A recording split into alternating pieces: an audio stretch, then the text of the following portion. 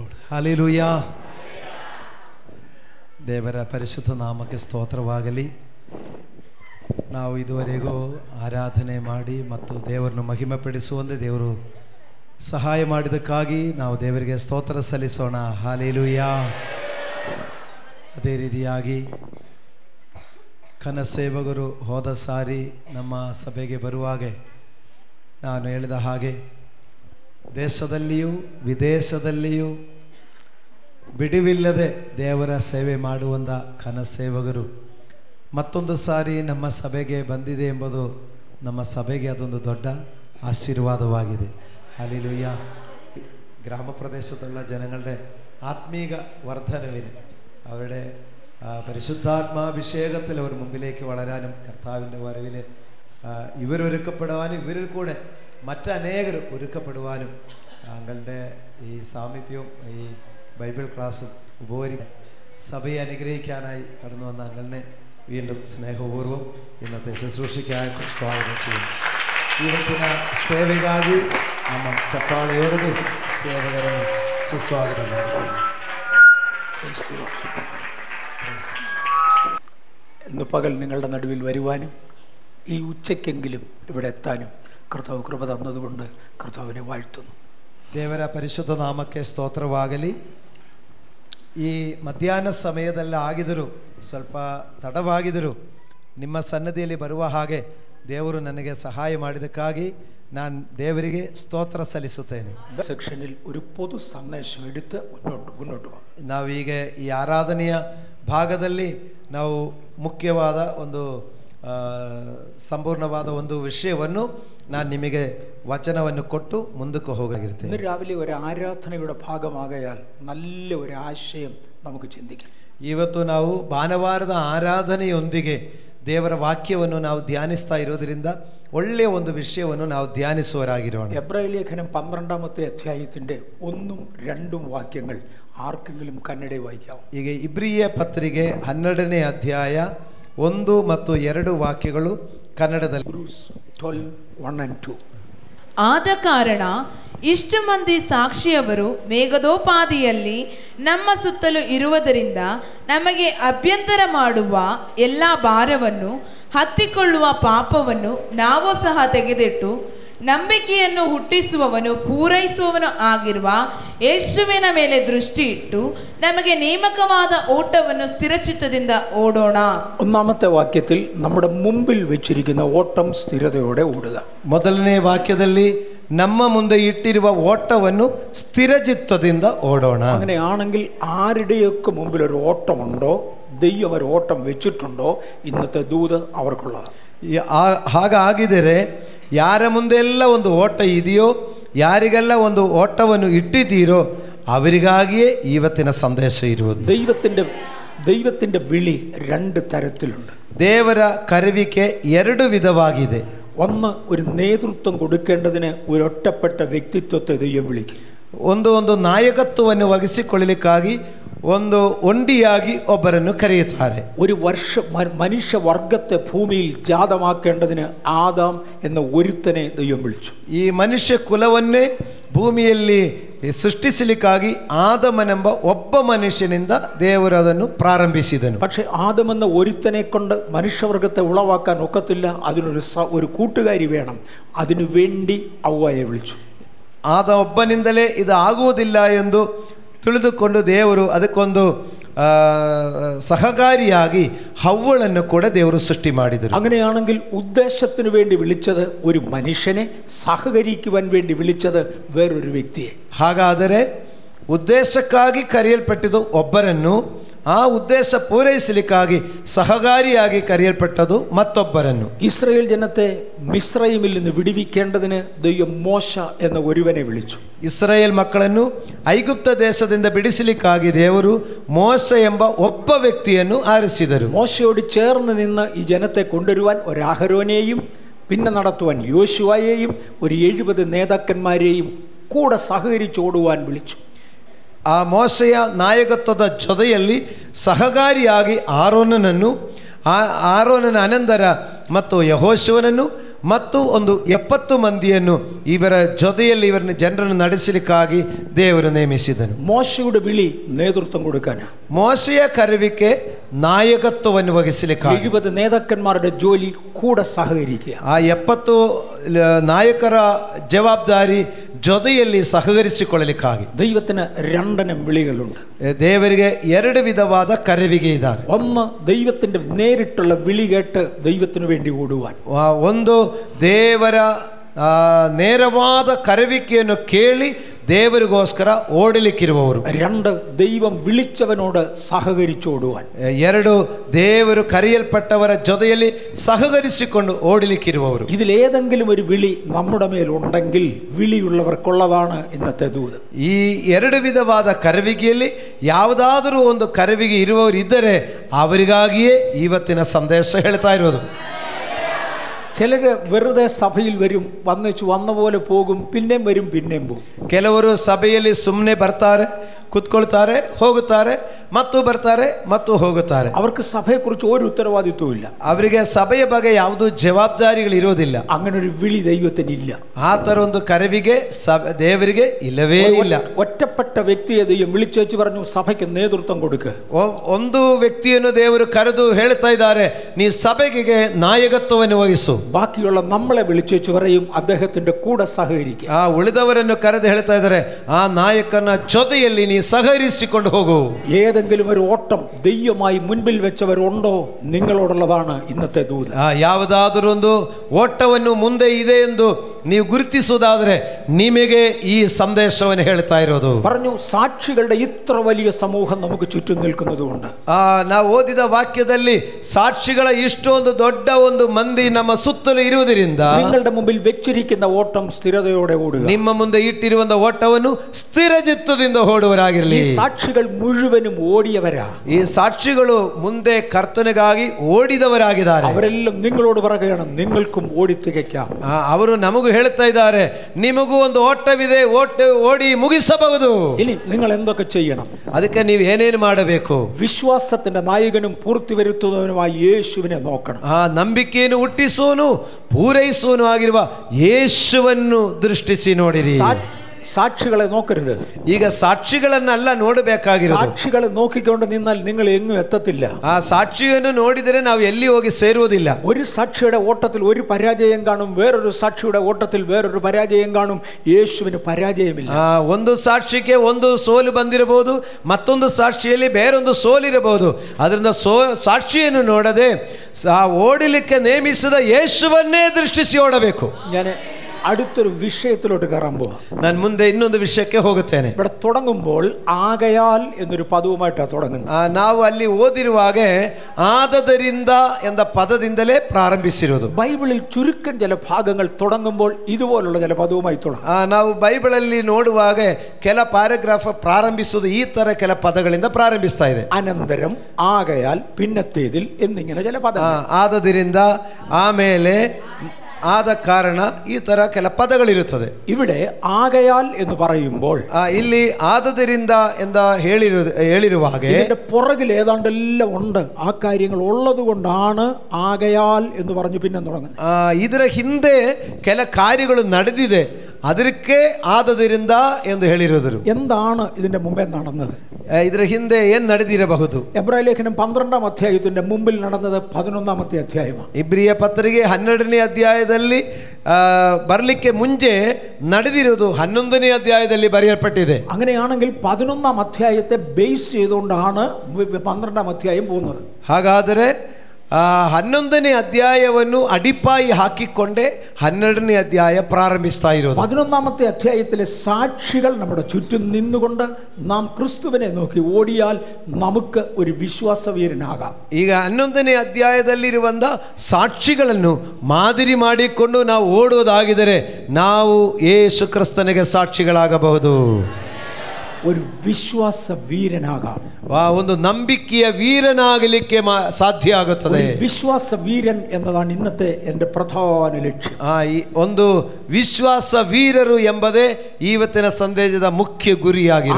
ആയിരം വീരന്മാർ വിശ്വാസികളുണ്ട്, പക്ഷെ കൂട്ടത്തിൽ അങ്ങും ഇഞ്ഞും ഓരോ വിശ്വാസ വീരന്മാരും. ಸಾವಿರಾರು ವಿಶ್ವಾಸಿಗಳನ್ನು ನಾವು ನೋಡಬಹುದು, ಆದರೆ ಅಲ್ಲಿ ಇಲ್ಲಿ ಕೆಲ ವಿಶ್ವಾಸ ವೀರರುಗಳನ್ನು ನಾವು ನೋಡಬಹುದು. 11ാമത്തെ അധ്യായം മുഴുവനും വിശ്വാസത്തിന്റെ വീരന്മാർ. 11ನೇ ಅಧ್ಯಾಯ ಪೂರ್ತಿ ವಿಶ್ವಾಸ ವೀರರುಗಳ ಚರಿತ್ರೆ ಬರೆದಿದೆ. ഇതെന്തിനാ നമ്മളോട് പറയുന്നത്?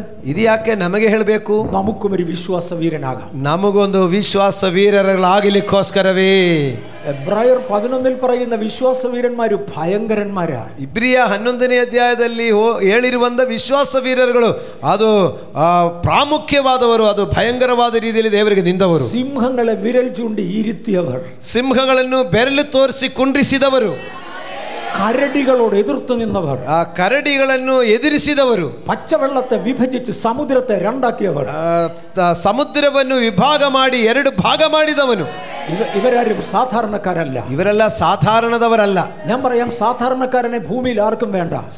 ನಾನು ಹೇಳ್ತೇನೆ, ಸಾಧಾರಣದವರನ್ನು ಭೂಮಿಯಲ್ಲಿ ಯಾರಿಗೂ ಬೇಕಾಗಿಲ್ಲ.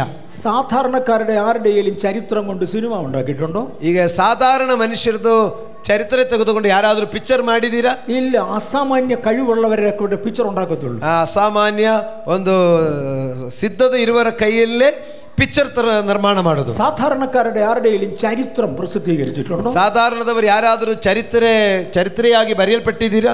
ഇല്ല. അസാധാരണ കഴിവുള്ളവരുടെ ചരിത്രമേ എഴുതത്തുള്ളൂ. ಇಲ್ಲ, ಅಸಾಧಾರಣವಾದ ಒಂದು ಶಕ್ತಿ ಇರುವವರದೇ ಚರಿತ್ರೆಯಾಗಿ ಬರೆಯಲ್ಪಟ್ಟಿರುವುದು. ഇതിനകത്ത് ചില അസാധാരണക്കാർ എഴുന്നേറ്റ് വരണം. ಇದರ ಮಧ್ಯದಲ್ಲಿ ಕೆಲ ಅಸಾಧಾರಣ ವ್ಯಕ್ತಿಗಳು ಎದ್ದೇಳಬೇಕಾಗಿರುತ್ತದೆ. അതിനെയാണ് ബൈബിൾ വിളിക്കുന്നത് വിശ്വാസ വീരന്മാർ. ಆ ರೀತಿಯಲ್ಲಿ ಇರುವವರಿಗೆ ವಿಶ್ವಾಸ ವೀರರುಗಳೆಂದು ಕರೆಯೋದು. ഇനി എബ്രായ ലേഖനം 11ാം അധ്യായം മുഴുവനും ചേർത്താൽ വിശ്വാസ വീരന്മാരുടെ ഒരു നീണ്ട പട്ടിക.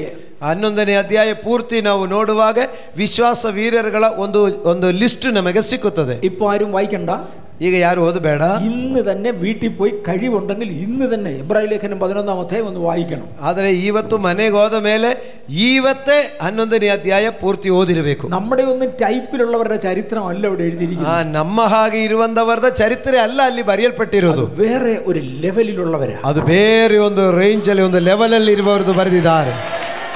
പക്ഷെ നമ്മളിൽ ഒരാളിനെ ആ ലെവലിലേക്ക് ഉയർത്തുവാൻ ദൈവത്തിന് കഴിയും. ಆದರೆ ನಮ್ಮಲ್ಲಿ ಒಬ್ಬೊಬ್ಬರನ್ನು ಆ ಒಂದು ಸ್ಥಿತಿಗೆ ಮೇಲೆ ನಡೆಸಲಿಕ್ಕೆ ದೇವರಿಂದ ಸಾಧ್ಯವಾಗುತ್ತದೆ.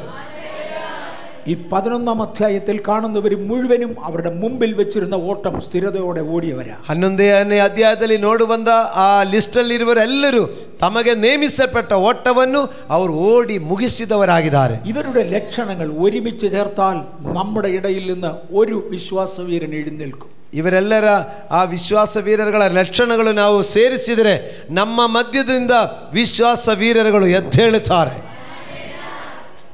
കുറച്ച് വർഷങ്ങൾക്ക് മുമ്പേ എനിക്കൊരു പ്രത്യേക അനുഭവം ഉണ്ടായി. ಕೆಲ ವರ್ಷಗಳ ಹಿಂದೆ ನನಗೆ ಒಂದು ಪ್ರತ್ಯೇಕವಾದ ಒಂದು ಅನುಭವ ಉಂಟಾಯಿತು. കേരളത്തിന്റെ ഒരു കൊച്ചു ഗ്രാമത്തിൽ ഒരു കൺവെൻഷൻ എല്ലാം എന്നെ വിളിച്ചു. ಕೇರಳದ ಒಂದು ಚಿಕ್ಕ ಒಂದು ಹಳ್ಳಿಯಲ್ಲಿ ಒಂದು ಕನ್ವೆನ್ಷನ್ ಮೀಟಿಂಗ್ ಅಲ್ಲಿ ನನ್ನನ್ನು ಕರೆದರು. കേരളത്തിൽ ഒരു പ്രധാന ബസ് സ്റ്റാൻഡിൽ ഇറങ്ങിയാൽ അവിടുന്ന് കൊച്ചു ബസ്സിൽ 3 മണിക്കൂറുടെ യാത്ര ചെയ്യണം ആ ഗ്രാമത്തിലെത്തണം. ಕೇರಳದ ಒಂದು ದೊಡ್ಡ ಬಸ್ ಸ್ಟ್ಯಾಂಡ್ ಅಲ್ಲಿ ಇಳಿದಿದ್ರೆ ಅಲ್ಲಿಂದ 3 ತಾಸು ಚಿಕ್ಕ ಬಸ್ಸಲ್ಲಿ ಪ್ರಯಾಣ ಮಾಡಿದ್ರೇನೆ ಅಲ್ಲಿ ಹೋಗಿ ಸೇರ್ಲಿಕ್ಕೆ ಸಾಧ್ಯ. ബാംഗ്ലൂരിൽ നിന്ന് ആ പ്രധാന ബസ് സ്റ്റാൻഡ് വരെ വലിയ ബസ്സുണ്ട്. ಈಗ ಬೆಂಗಳೂರಿಂದ ಮೇನ್ ಬಸ್ ಸ್ಟಾಪ್ ತನಕ ಒಂದೇ ಬಸ್ ಇದೆ. അവിടുന്ന് കൊച്ചു ബസ്സിൽ കയറി 3 മണിക്കൂറൂടെ പോകണം ಆ ಸ್ಟೇಷನ್ಗೆ ಎತ್ತണം. ಆ ಮೇನ್ ಬಸ್ ಸ್ಟಾಪ್ ಇಂದ 3 ಅವರು ಪ್ರಯಾಣ ಮಾಡಿದಿ ಒಂದು ಚಿಕ್ಕ ಬಸ್ಸಲ್ಲಿ ಪ್ರಯಾಣ ಮಾಡಿದ್ರೇನೆ ಆ ಸ್ಥಳಕ್ಕೆ ಸೇರ್ಲಿಕ್ಕೆ ಆಗೋದು. അവിടുത്തെ പാസ്റ്റർ എന്നെ കൺവെൻഷൻ വിളിച്ചു. ಆ ಗ್ರಾಮದಲ್ಲಿರುವಂತ ಪಾಸ್ಟರ್ ನನ್ನನ್ನು ಕನ್ವೆನ್ಷನ್ಗೆ ಕರೆದರು. ഞാൻ പറഞ്ഞു എനിക്ക് ശനിയാഴ്ച തിരിച്ചു ബാംഗ്ലൂർ വരണം. ನಾನು ಅವರಿಗೆ ಹೇಳಿದೆ ನನಗೆ ಶನಿವಾರ ವಾಪಸ್ಸು ಬೆಂಗಳೂರಿಗೆ ಬರಬೇಕು. ശനിയാഴ്ച രാവിലെ 6 മണിക്ക് ആ ബസ് സ്റ്റാൻഡിൽ നിന്ന് മെയിൻ ബസ് സ്റ്റാൻഡിൽ നിന്ന് ഒരു ബസ് സ്റ്റാർട്ട് ചെയ്യും. അതിനെനിക്ക് റിസർവേഷൻ എടുത്തു വരണം. ಈಗ ಶನಿವಾರ ಬೆಳಗ್ಗೆ ಮೇನ್ ಬಸ್ ಸ್ಟಾಪಿಂದ ಬೆಂಗಳೂರಿಗೆ 6 ಗಂಟೆಗೆ ಬಸ್ ಇದೆ. ಆ 6 ಗಂಟೆ ಬಸ್ಸಿಗೆ ನನಗೆ ಟಿಕೆಟ್ ತಗೊಂಡು ಕೊಡಬೇಕು. നിങ്ങളുടെ കൺവെൻഷൻ സ്ഥലത്തു നിന്ന് രാവിലെ 3 മണിക്ക് ഞാൻ ഇറങ്ങണം. ഞാൻ ഇറങ്ങിക്കോളാം. പക്ഷേ എനിക്ക് 6 മണിയുടെ ബസ്സിന് ഒരു റിസർവേഷൻ വേണം. ನಿಮ್ಮ ಜಾಗೆಯಿಂದ 3 ಗಂಟೆಗೆ ಹೊರಟಿದ್ರೇನೆ ನಾನು 6 ಗಂಟೆಗೆ ಅಲ್ಲಿ ಹೋಗ್ಲಿಕ್ಕಾಗೋದು. ಪರವಾಗಿಲ್ಲ, ನಾನು ಅಷ್ಟೊತ್ತಿಗೆ ನಾನು ರೆಡಿ ಆಗುತ್ತೇನೆ. അടുത്ത ദിവസം അദ്ദേഹം വിളിച്ചു പറഞ്ഞു ടിക്കറ്റ് എടുത്തു കഴിഞ്ഞു. ಮಾರನೇ ದಿವಸ ಅವ್ರು ಹೇಳಿದ್ರು, ಹೌದು ನಾನು ಟಿಕೆಟ್ ತಕೊಂಡಾಯಿತು. ഞാൻ അദ്ദേഹത്തോട് പറഞ്ഞിരുന്നത് പോലെ ബുധനാഴ്ച വൈകിട്ട് ഞാൻ കൺവെൻഷൻ സ്ഥലത്തെത്തി. ಅವರು ಹೇಳಿದ ಹಾಗೆ ನಾನು ಬುಧವಾರ ಸಂಜೆ ಕನ್ವೆನ್ಷನ್ ಮಾಡುವಂಥ ಸ್ಥಳಕ್ಕೆ ಹೋಗಿದೆ. അവിടെ ചെന്ന് ഞാൻ ചോദിച്ചു, പാസ്റ്റർ എൻ്റെ ടിക്കറ്റ് എന്ത് കഴിഞ്ഞു തന്നേക്കാമോ? ನಾನು ಕೇಳಿದೆ, ಎಲ್ಲಿ ಬಿಸದು ಟಿಕೆಟ್ ತಗೊಂಡಿದೆ ಹೇಳಿದೆಯಲ್ಲ, ಈಗಲೇ ಕೊಟ್ಟು ಬಿಡಿರಿ. ഞാൻ ശനിയാഴ്ച പോകത്തുള്ളൂ, പക്ഷെ ಟಿಕೆಟ್ എൻ്റെ ಕೈಲಿ ಇರಿക്കുന്നതിന് എനിക്കൊരു ധൈര്യമാണ്. ഇനി തന്നേക്കാൻ പറഞ്ഞു. ನಾನು ಶನಿವಾರನೇ ಪ್ರಯಾಣ ಮಾಡಬೇಕಾಗಿರೋದು. ಆದರೂ ನಾನು ಬುಧವಾರ ಹೋದ ತಕ್ಷಣ ಕೇಳಿದ್ರು, ಯಾಕಂದರೆ ಟಿಕೆಟ್ ಕೈಲಿದ್ದರೆ ಧೈರ್ಯ ಅಲ್ವಾ ಅಂತ ಹೇಳ್ಕೊಂಡು ಕೊಡಿರಿ ಅಂತ ಕೇಳಿ. അദ്ദേഹം എന്നോട് പറഞ്ഞു, ടിക്കറ്റ് എടുത്തയാളെ മെയിൻ ബസ് സ്റ്റാൻഡിൻ്റെ അടുക്കല താമസിക്കുന്നത്, അവൻ ഇപ്പോൾ കൊണ്ടുവരും, വന്ന ഉടനെ വാങ്ങിച്ചു തരാം. ಅವರು ಹೇಳಿದ್ರು, ಮೇನ್ ಬಸ್ ಸ್ಟಾಪ್ ಹತ್ರ ಇರುವಂಥ ಆಫೀಸಲ್ಲಿ ಇರುವವರೇ ಟಿಕೆಟ್ ತಕೊಂಡು ಬುಕ್ ಮಾಡಿದ್ದಾರೆ, ಅವರು ಈಗ ಬರ್ತಾರೆ, ಅವಾಗ ನಿಮ್ಮ ಕಡೆ ಕೊಡ್ತೇನೆ. ബുധനാഴ്ച രാത്രി അയാൾ കൺവെൻഷന് വന്നില്ല. ಆದರೆ ಬುಧವಾರ ಸಂಜೆ ಆ ವ್ಯಕ್ತಿ ಕನ್ವೆನ್ಷನ್ ಮೀಟಿಂಗ್ ಅಲ್ಲಿ ಬಂದೇ ಇಲ್ಲ. രാവിലെ പാസ്റ്റർ അദ്ദേഹത്തെ വ്യാഴാഴ്ച രാവിലെ വിളിച്ചു. ಮತ್ತೆ ಗುರುವಾರ ಬೆಳಗ್ಗೆ ಪಾಸ್ಟರ್ ಫೋನ್ ಮಾಡಿದರು ಅವರನ್ನು. ಅವನು പറഞ്ഞു, ಇನ್ನು ವೈകിട്ട് ಏನು ಕೊಂಡು ತನ್ನേക്കാം. ಅವ್ರು ಹೇಳಿದ್ರು, ನಾನು ಇವತ್ತು ಗುರುವಾರ ಸಂಜೆ ಮೀಟಿಂಗ್ ಅಲ್ಲಿ ಬರ್ತೀನಿ, ಬರುವಾಗ ತಕೊಂಡ್ಬರ್ತೀನಿ. വ്യാഴാഴ്ച വന്നില്ല. ಆದ್ರೆ ಅವರು ಗುರುವಾರೇನೂ ಬಂದೇ ಇಲ್ಲ. വെള്ളിയാഴ്ച രാവിലെ പാസ്റ്റർ വിളിച്ചു. ಶುಕ್ರವಾರ ಬೆಳಗ್ಗೆ ಪಾಸ್ಟರ್ ಫೋನ್ ಮಾಡಿದ್ರು, ಬಂದೇ ಇಲ್ಲ. ನಿಶ್ಚಯമായും ಇನ್ನು ವൈകിട്ട് കൊണ്ടുതരാം. ಅವ್ರು ಹೇಳಿದ್ರು, ಕಟ್ಟಾಯವಾಗಿ ಇವತ್ತು ಸಂಜೆ ನಾನು ಬರ್ತೀನಿ, ನಾನು ತಕೊಂಡ್ಬರ್ತೇನೆ. ಅವನು വെള്ളിയാഴ്ച വന്നില്ല. ಅವನು ಶುಕ್ರವಾರ ಸಂಜೆನೂ ಬಂದಿಲ್ಲ. ഞാൻ ശനിയാഴ്ച എങ്ങനെ തിരിച്ചു വരും? ನಾನು ಶುಕ್ರವಾರ ಬೆಳಗ್ಗೆ ಹೆಂಗೆ ನೀ ಪ್ರಯಾಣ ಮಾಡೋದು? ഞാൻ തന്നെ അദ്ദേഹത്തോട് സംസാരിച്ചു. ನಾನೇ ಆ ವ್ಯಕ್ತಿಗೆ ಟಿಕೆಟ್ ತಕೊಂಡವರಿಗೆ ಫೋನಲ್ಲಿ ಮಾತಾಡಿದೆ. അദ്ദേഹത്തിനോട് പറഞ്ഞു, പാസ്റ്റർ ടിക്കറ്റ് എൻ്റെ കയ്യിൽ ഇരിപ്പുണ്ട്. ಅವ್ರು ಹೇಳಿದ್ರು, ಪಾಸ್ಟ್ರೇ ಟಿಕೆಟ್ ನನ್ನ ಕೈಯಲ್ಲಿ ಇದೆ, എനിക്ക് വരാൻ സാധിച്ചില്ല, ನನಗೆ ಬರ್ಲಿಕ್ಕೆ ಆಗಲಿಲ್ಲ, എങ്ങനെയെങ്കിലും അവിടുത്തെ പാസ്റ്ററേയും കൊണ്ടുവിടവാ, ഞാൻ ടിക്കറ്റ് നിങ്ങളുടെ തന്നേക്കാം. ನೀವು ಬೆಳಿಗ್ಗೆ ಮೇನ್ ಬಸ್ ಸ್ಟಾಪ್ ಹತ್ರ ನೀವು ಬನ್ನಿ, ಪಾಸ್ಟರ್ನ ಕರ್ಕೊಂಡು ಬನ್ನಿ, ಟಿಕೆಟ್ ನನ್ನ ಕಡೆ ಇದೆ, ನಾನು ನಿಮಗೆ ಕೊಡ್ತೇನೆ. ഞാൻ ചോദിച്ചു, ബ്രദറിന്റെ പേരെന്താ? ನಾನು ಕೇಳಿದೆ, ನಿಮ್ಮ ಬ್ರದರ್ ನಿಮ್ಮ ಹೆಸರೇನು? അതെന്നോട് പറഞ്ഞു, റെജി എന്നാ എൻ്റെ പേര്. ಅವರೇ ನನ್ನ ಹೆಸರು ರೆಜಿ ಎಂದು ಹೇಳಿದರು. ഞാൻ ചോദിച്ചു, എത്ര വയസ്സുണ്ട്? ನಾನು ಕೇಳಿದೆ, ರೆಜಿ ನಿಮಗೆ ಎಷ್ಟು ವಯಸ್ಸಿದೆ? 24 ವಯಸ್സുണ്ട്. ನನಗೆ 24 ವಯಸ್ಸಿದೆ. അപ്പൊ നീ കല്യാണം കഴിച്ചതല്ലേ? ಹಾಗಾದ್ರೆ ನೀವು ಮದುವೆ ಮಾಡಿದಿಲ್ಲಲ್ಲ ಅಂತ ಕೇಳಿದೆ. പറഞ്ഞു, അല്ല. ಇಲ್ಲ, ನಾನು ಮದುವೆ ಮಾಡಿಲ್ಲ. ശരി, നാളെ രാവിലെ ഞാൻ വരുമ്പോൾ നീ എവിടെ നിൽക്കും? ಸರಿ, ಹಾಗಾದ್ರೆ ನಾನು ನಾಳೆ ಬೆಳಿಗ್ಗೆ ಬರ್ತೀನಿ, ನೀ ಎಲ್ಲಿ ನಿಂತ್ಕೊಂಡಿರ್ತೀರಾ? ഞാൻ ആ ബസ് സ്റ്റാൻഡിന്റെ മുന്നേ നിൽക്കും പാസ്റ്ററേ. ನಾನು ಆ ಬಸ್ ಸ್ಟಾಂಡಿನ ಮುಂದೆ ನಾನು ನಿಂತ್ಕೊಂಡಿರ್ತೀನಿ. തുടർന്ന് പാസ്റ്ററിനോട് പറഞ്ഞു, ഞാനും കൂടെ നിങ്ങളുടെ കൂടെ വരാം. ಆವಾಗ ಪಾಸ್ಟರ್ ಹೇಳಿದ್ರು, ನಾನು ನಿಮ್ಮ ಜೊತೆ ಬರ್ತೀನಿ. ആ പാവം വെളുപ്പിനെ 3 മണിക്ക് എഴുന്നേറ്റ് എൻ്റെ കൂടെ വന്നിട്ട് വേണം 6 മണിക്ക് അവിടെ എത്താൻ.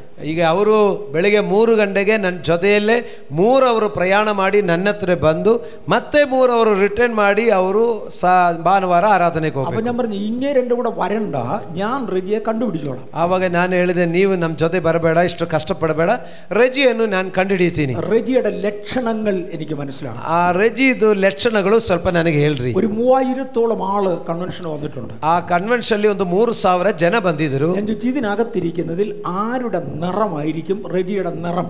കറക്റ്റ് നിറമുള്ള ഒരാളുടെ കാണിച്ചു. ಆವಾಗ ಹೇಳಿದೆ, ಈಗ ಈ ಬಂದಿರುವಂಥ ಜನರಲ್ಲಿ ಯಾರದು ಒಂದು ಬಣ್ಣದಲ್ಲಿ ಇರುತ್ತದೆ, ರೆಜಿದು ಬಣ್ಣ ಯಾವತ್ತರ ಇರುತ್ತದೆ, ನನಗೆ ಸ್ವಲ್ಪ ಹೇಳಿರಿ. പാസ്റ്റർ ഒരാളിനെ വിളിച്ചു പറഞ്ഞു, കണ്ടാൽ ഇതേ നിറം.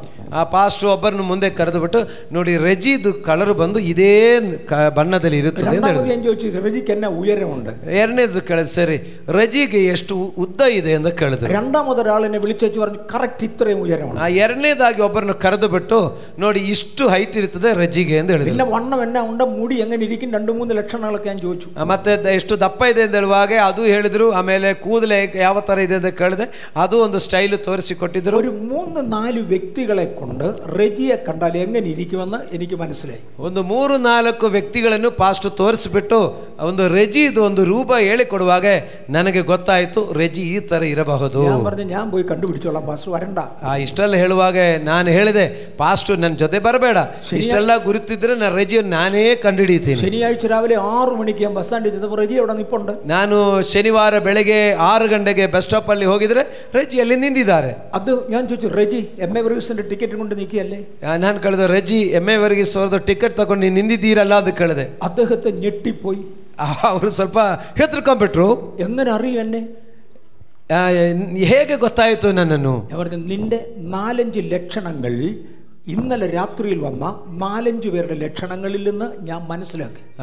ನಿನ್ನೆ ಸಂಜೆ ನಿಮ್ಮ ಚರ್ಚಲ್ಲಿ ಬಂದಿರುವಂಥ 4-5 ಜನರ ಕಡೆಯಿಂದ ನಿನ್ನ ರೂಪ ಏನೆಂಬುದು ನಾನು ತಿಳ್ಕೊಂಡ್ಬಿಟ್ಟಿದೆ. ഇതുപോലെ തന്നെ 11-ാമത്തെ അധ്യായത്തിലെ 4-5 വിശ്വാസവീരന്മാരുടെ ലക്ഷണങ്ങൾ പുതിയ നിയമത്തിൽ എടുത്താൽ, ಅದರಿಂದ ಇದೊಂದು ಉದಾಹರಣೆಯಾಗಿ ನಿಮಗೆ ಹೇಳಿದೆ.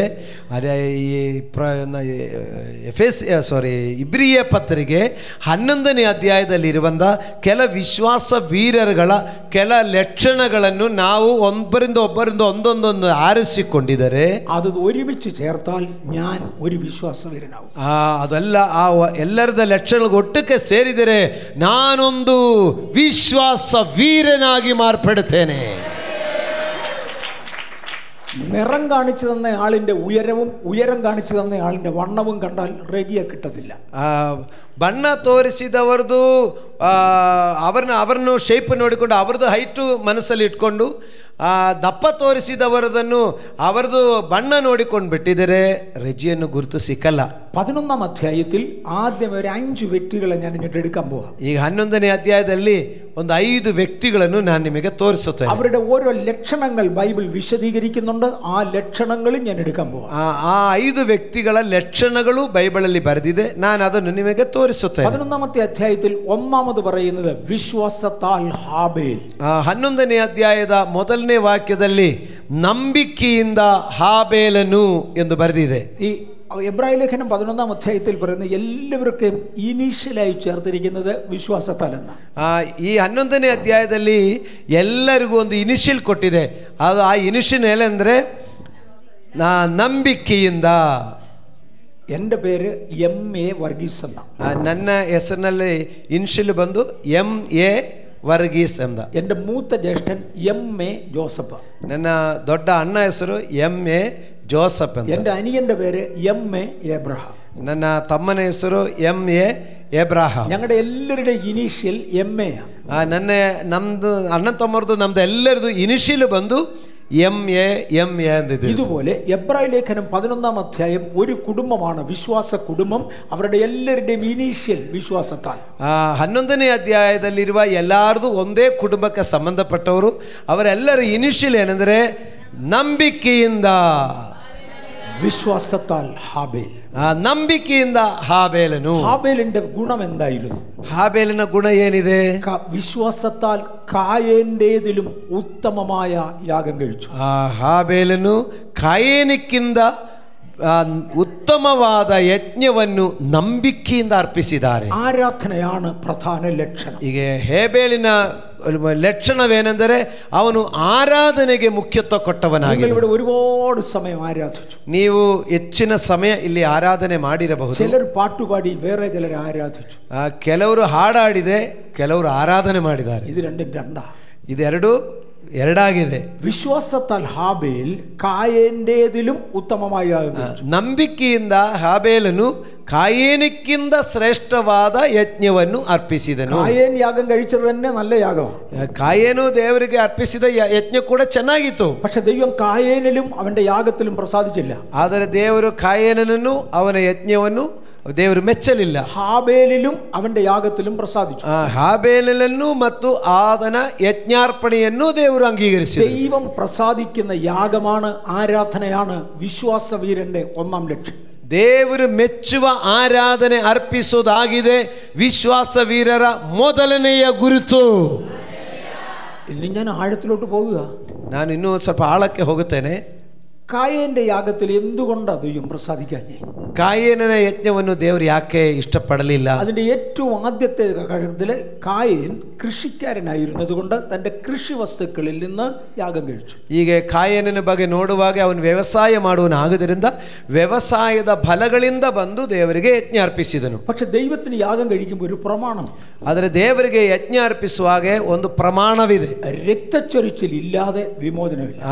ರಕ್ತ ಸುರಿಯದೆ ವಿಮೋಚನೆ ಇಲ್ಲ. രക്തം ചൊരിഞ്ഞോ ഇല്ലയോ എന്നുള്ളതൊന്നും കായേന് വിഷയമേ അല്ല. ಆದರೆ ರಕ್ತ ಸುರಿಯಲ್ಪಟ್ಟಿದೆಯೋ ಇಲ್ಲವೋ ಎಂಬುದು ಕಾಯೇನನಿಗೆ ಅದೇನು ಅವನಿಗೆ ವಿಷಯನೇ ಬಂದಿಲ್ಲ. എനിക്കുള്ളത് കൊണ്ട് ഞാൻ ദൈവത്തിന് കഴിയും. ನನಗಿರುವುದರಿಂದ ನಾನು ದೇವರಿಗೆ ಅರ್ಪಿಸುತ್ತೇನೆ. മോനെ, നിനക്കുള്ളത് വാങ്ങിക്കാൻ ദൈവം നിന്റെ വീട്ടിലെ ഭിക്ഷക്കാരനല്ല. ಆ ಮಗನೇ, ನಿನಗಿರುವುದನ್ನು ತೆಗೆದುಕೊಳ್ಳಿಕ್ಕೆ ದೇವರು ನಿನ್ನ ಮನೆಯಲ್ಲಿ ಒಂದು ಭಿಕ್ಷಕನಲ್ಲ, നിന്റെ കൂട്ടുകാരനും അല്ല, ನಿನ್ನ ಸ್ನೇಹಿತನೂ ಅಲ್ಲ. ദൈവം സകല പ്രപഞ്ചത്തിന്റെയും സൃഷ്ടാവ്. തനിക്ക് തന്റേതായ ഒരു നിയമമുണ്ട്. ದೇವರು ಪ್ರಪಂಚ ಸಮಸ್ತ ಪ್ರಪಂಚಕ್ಕೆ ಸೃಷ್ಟಿಕರ್ತನಾಗಿದ್ದರಿಂದ ತನಗೂ ತಮ್ಮದೇಯಾದ ಒಂದು ಪ್ರಮಾಣವಿದೆ.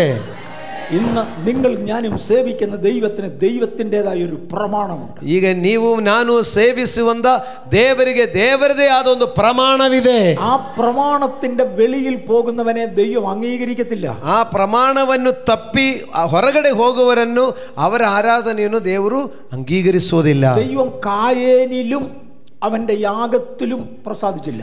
ನೋಡಿ, ದೇವರು ಕಾಯೇನನನ್ನು ಅವನ ಯಜ್ಞವನ್ನು ಮೆಚ್ಚಲಿಲ್ಲ. കാര്യം അവനൊരു സ്വഭാവമുണ്ട്. ಯಾಕಂದ್ರೆ ಅವನಿಗೊಂದು ಸ್ವಭಾವ ಇತ್ತು. ദൈവം പറഞ്ഞതിനേക്കാൾ കൂടുതൽ എൻ്റെ ഉള്ളത് എനിക്ക് തോന്നുക ഞാൻ ചെയ്യുന്നു. ದೇವರು ಹೇಳುವುದಕ್ಕಿಂತ ತನಗಿರಿದೆ ಎಂದು ಹೇಳಿಬಿಟ್ಟು ಅವನು ಹೋಗಿ ಮಾಡಿದಾನೆ. എനിക്കെന്തോ ഇഷ്ടം അതുപോലെ ನನಗೇನು ಇಷ್ಟ ಆಯ್ತೋ ನಾನು ಅದನ್ನು ಅರ್ಪಿಸ್ತೇನೆ ಎಂದು ಹೇಳಿಬಿಟ್ರು. ദൈവത്തിന് വേണേ പ്രസാദിക്കട്ടെ. ದೇವರಿಗೆ ಬೇಕಂದ್ರೆ ಇಷ್ಟಪಡಲಿ, ದೇವರು ಮೆಚ್ಚಲಿ. ദൈവം പറഞ്ഞു, എടാ നിന്നെ എനിക്ക് ഇഷ്ടമല്ല. ದೇವರು ಹೇಳಿದೆ, ನಿನ್ನನ್ನೇ ನನಗೆ ಇಷ್ಟ ಇಲ್ಲ, പിന്നെ നിന്റെ യാഗം ആർക്ക് വേണം? ಮತ್ತೆ ನಿನ್ನ ಯಜ್ಞನ ಯಾರಿಗೆ ಬೇಕಾಗಿದೆ? യഹോവ കായേനിലും അവന്റെ യാഗത്തിലും പ്രസാദിച്ചില്ല. ನೋಡಿ, ಯೆಹೋವನು ಕಾಯೇನನನ್ನು ಅವನ ಯಜ್ಞಾರ್ಪಣೆಯನ್ನು ಮೆಚ್ಚಲಿಲ್ಲ. കൊടുത്ത യാഗം അഴുക്കാണെന്നല്ല, ಅವನು ಕೊಟ್ಟ ಆ ಯಜ್ಞಾರ್ಪಣೆ ಅದು ಕೆಟ್ಟದಾಗಿದ್ದಕ್ಕಲ್ಲ. ഞാനിത് ഇംഗ്ലീഷിലെ വാക്യം പറയാം, അപ്പം നിങ്ങൾക്ക് എല്ലാം മനസ്സിലാവും. ಆ ಇಂಗ್ಲಿಷಲ್ಲಿ ಆ ವಾಕ್ಯ ಹೇಳ್ತೇನೆ. ഹാബേലിനെ കുറിച്ച് പറഞ്ഞത് he offered a more excellent sacrifice. ಕಾಯೇನನ ಬಗ್ಗೆ ಹಾಬೇಲ್ ಬಗ್ಗೆ ಹೇಳಿದಿಲ್ಲ. he offered a more excellent offer. Excellent എന്ന് പറഞ്ഞ സൂപ്പർലിറ്റി ഡിഗ്രിയാ ഇംഗ്ലീഷിൽ. ಇಂಗ್ಲಿಷಲ್ಲಿ ಎಕ್ಸೆಲ್ ಅಂತ ಹೇಳಿದ್ರೆ ಎಲ್ಲದಕ್ಕಿಂತ ಶ್ರೇಷ್ಠ ಎಂಬ ಹೆಸರು ಬರುತ್ತದೆ. അതിനേക്കാൾ കൂടിയ ഒരു സാധനമില്ല, ಅದಕ್ಕಿಂತ ಮೇಲೆ ಇನ್ನೊಂದು ಇಲ್ಲ. കായേൻ കൊടുത്തത് എക്സലന്റ്. ಕಾಯೇನ್ ಕೊಟ್ಟಿದ್ದು ಎಲ್ಲದಕ್ಕಿಂತ ಶ್ರೇಷ್ಠವಾದದೇ ಕೊಟ್ಟಿದ್ದಾನೆ. പക്ഷേ ഹാബേൽ എ മോർ എക്സലന്റ്, ആ എക്സലന്റിനേക്കാളും നല്ലവർ എക്സലന്റാ കൊടുത്തത്. ಆದರೆ ಹಾಬೇಲನು ಮೋರ್ ಎಕ್ಸಲೆಂಟ್, ಆದರೆ ಶ್ರೇಷ್ಠದಕ್ಕಿಂತ ಶ್ರೇಷ್ಠವಾದದನ್ನು ದೇವರಿಗೆ ಕೊಟ್ಟಿದ್ದಾರೆ. ദൈവം ഹാബേലിൽ പ്രസാദിച്ചു, അവന്റെ യാഗത്തിൽ പ്രസാദിച്ചു. ದೇವರು ಹೇಬೇಲನಲ್ಲಿ ಮೆಚ್ಚಿದರಿಂದ ಅವನ ಯಜ್ಞವನ್ನು ಮೆಚ್ಚಿದ್ದಾನೆ. ദൈവം ചോദിച്ചത് കൊടുക്കുമോ? എനിക്കുള്ളത് കൊടുക്കൂ. ದೇವರು ಕೇಳಿದು ಕೊಡುವರಾಗಿರ್ತೀರಾ? ಇಲ್ಲ, ನನಗಿರೋದನ್ನು ನಾನು ಕೊಡ್ತೇನೆ ಎಂದು ಹೇಳ್ಕೊಂಡು ಕೊಡುವರಾಗಿದ್ದೀರಾ? കായേന് പറയാനുള്ളത്, എനിക്കുള്ളത് ഞാൻ കൊണ്ടുതരും, വേണേൽ അംഗീകരിക്കണം. ಆ ಕಾಯೇನು ನನಗಿರುವುದನ್ನು ನಾನು ಕೊಡ್ತೇನೆ, ಬೇಕಂದ್ರೆ ಸ್ವೀಕರಿಸು. ഹാബേലിന് പറയാനുള്ളത്, അത് എക്സലന്റ് സർവീസാ, പക്ഷെ എൻ്റെ കയ്യിൽ അതിനേക്കാൾ നല്ലത് വേറൊന്നുണ്ട്. ಹೇಬೇಲ್ನಿಗೆ ಹೇಳಲಿಕ್ಕಿರೋದು ಏನೆಂದರೆ, ನನ್ನ ಕೈಲಿ ಇರುವುದು ಶ್ರೇಷ್ಠವಾಗಿದ್ದರೂ ನಾನು ದೇವರಿಗೆ ಕೊಡಲಿಕ್ಕೆ ಶ್ರೇಷ್ಠದಕ್ಕಿಂತ ಶ್ರೇಷ್ಠವಾದನ್ನು ನಾನು ದೇವರಿಗೆ ಕೊಡಲಿಕ್ಕೆ ಇಷ್ಟಪಡ್ತೇನೆ. രണ്ടാമതൊരു ഉദാഹരണം പറയാം. ನಾನು ಎರಡನೇದಾಗಿ ಇನ್ನೊಂದು ಉದಾಹರಣೆ ಹೇಳ್ತೇನೆ. ഓർഡിനേഷൻ കൊടുക്കണമെങ്കിൽ എൻ്റെ ചർച്ചിൽ ഞാൻ ഓർഡിനേഷൻ കൊടുക്കണമെങ്കിൽ വെള്ള ഉടുപ്പെങ്കിലും ഇട്ടിരിക്കണം. ನಾನು ನಮ್ಮ ಸಭೆಯಲ್ಲಿ ಒಬ್ಬರಿಗೆ ಓರ್ಡಿನೇಷನ್ ಅಥವಾ ಹಸ್ತಾರ್ಪಣೆ ಮಾಡಿ ಪ್ರತಿಷ್ಠಾಪನೆ ಮಾಡಬೇಕಂದ್ರೆ ಬಿಳಿ ವಸ್ತ್ರ ಹಾಕಿರಬೇಕು. സ്ത്രീകളാണെങ്കിൽ വെള്ള വസ്ത്രം തന്നെ വേണം, പുരുഷന്മാർക്കും അത് വേണം. ಸ್ತ್ರೀಗಳಾದರೂ ಬಿಳಿ ವಸ್ತ್ರ ಹಾಕಿರಬೇಕು, ಪುರುಷರಾದರೂ ಬಿಳಿ ವಸ್ತ್ರ ಹಾಕಿರಬೇಕು. ചിലർ പറയും ഞാൻ കറുപ്പായി ഇടുന്നത്, ಕೆಲವರು ಹೇಳ್ತಾರೆ ನಾನು ಕಪ್ಪು ಬಟ್ಟೆ ಹಾಕ್ಕೊಳ್ತೇನೆ. പക്ഷെ ഞാൻ ഓർഡിനേഷൻ തരത്തില്ല, ನಾನು ನಿನಗೆ ಪ್ರತಿಷ್ಠಾಪನೆ ಮಾಡಲ್ಲ. എന്തുകൊണ്ടാണെന്ന് ഞാൻ പറയാം. ಯಾಕೆಂದು ಹೇಳ್ತೇನೆ. നിങ്ങൾ ആരെങ്കിലും സാത്താനെ ആരാധിക്കുന്നിടത്ത് കണ്ടിട്ടോ പോയിട്ടോ അവരുടെ ആളുകളുമായി ബന്ധപ്പെട്ടിട്ടോ ഉണ്ടോ? ನಿಮ್ಮಲ್ಲಿ ಯಾರಾದರೂ ಸೈತಾನ್ನು ಆರಾಧಿಸೋರ ಹತ್ರ ಹೋಗಿದ್ದೀರಾ? ಇಲ್ಲ ನೋಡಿದ್ದೀರಾ? ಅದ್ರ ಬಗ್ಗೆ ಅರಿವಿದೆಯಾ? കണ്ടിട്ടുണ്ടോ? ನಿಮ್ಮಲ್ಲಿ ಯಾರಾದರೂ ಹೋಗಿ ನೋಡಿದ್ದೀರಾ? ಅದ್ರ ಬಗ್ಗೆ ಗೊತ್ತಿದೆಯಾ? ಇಲ್ಲ, ಗೊತ್ತಿಲ್ಲ. ನಾವು ಕೂಡ ಹೋಗಿಲ್ಲ.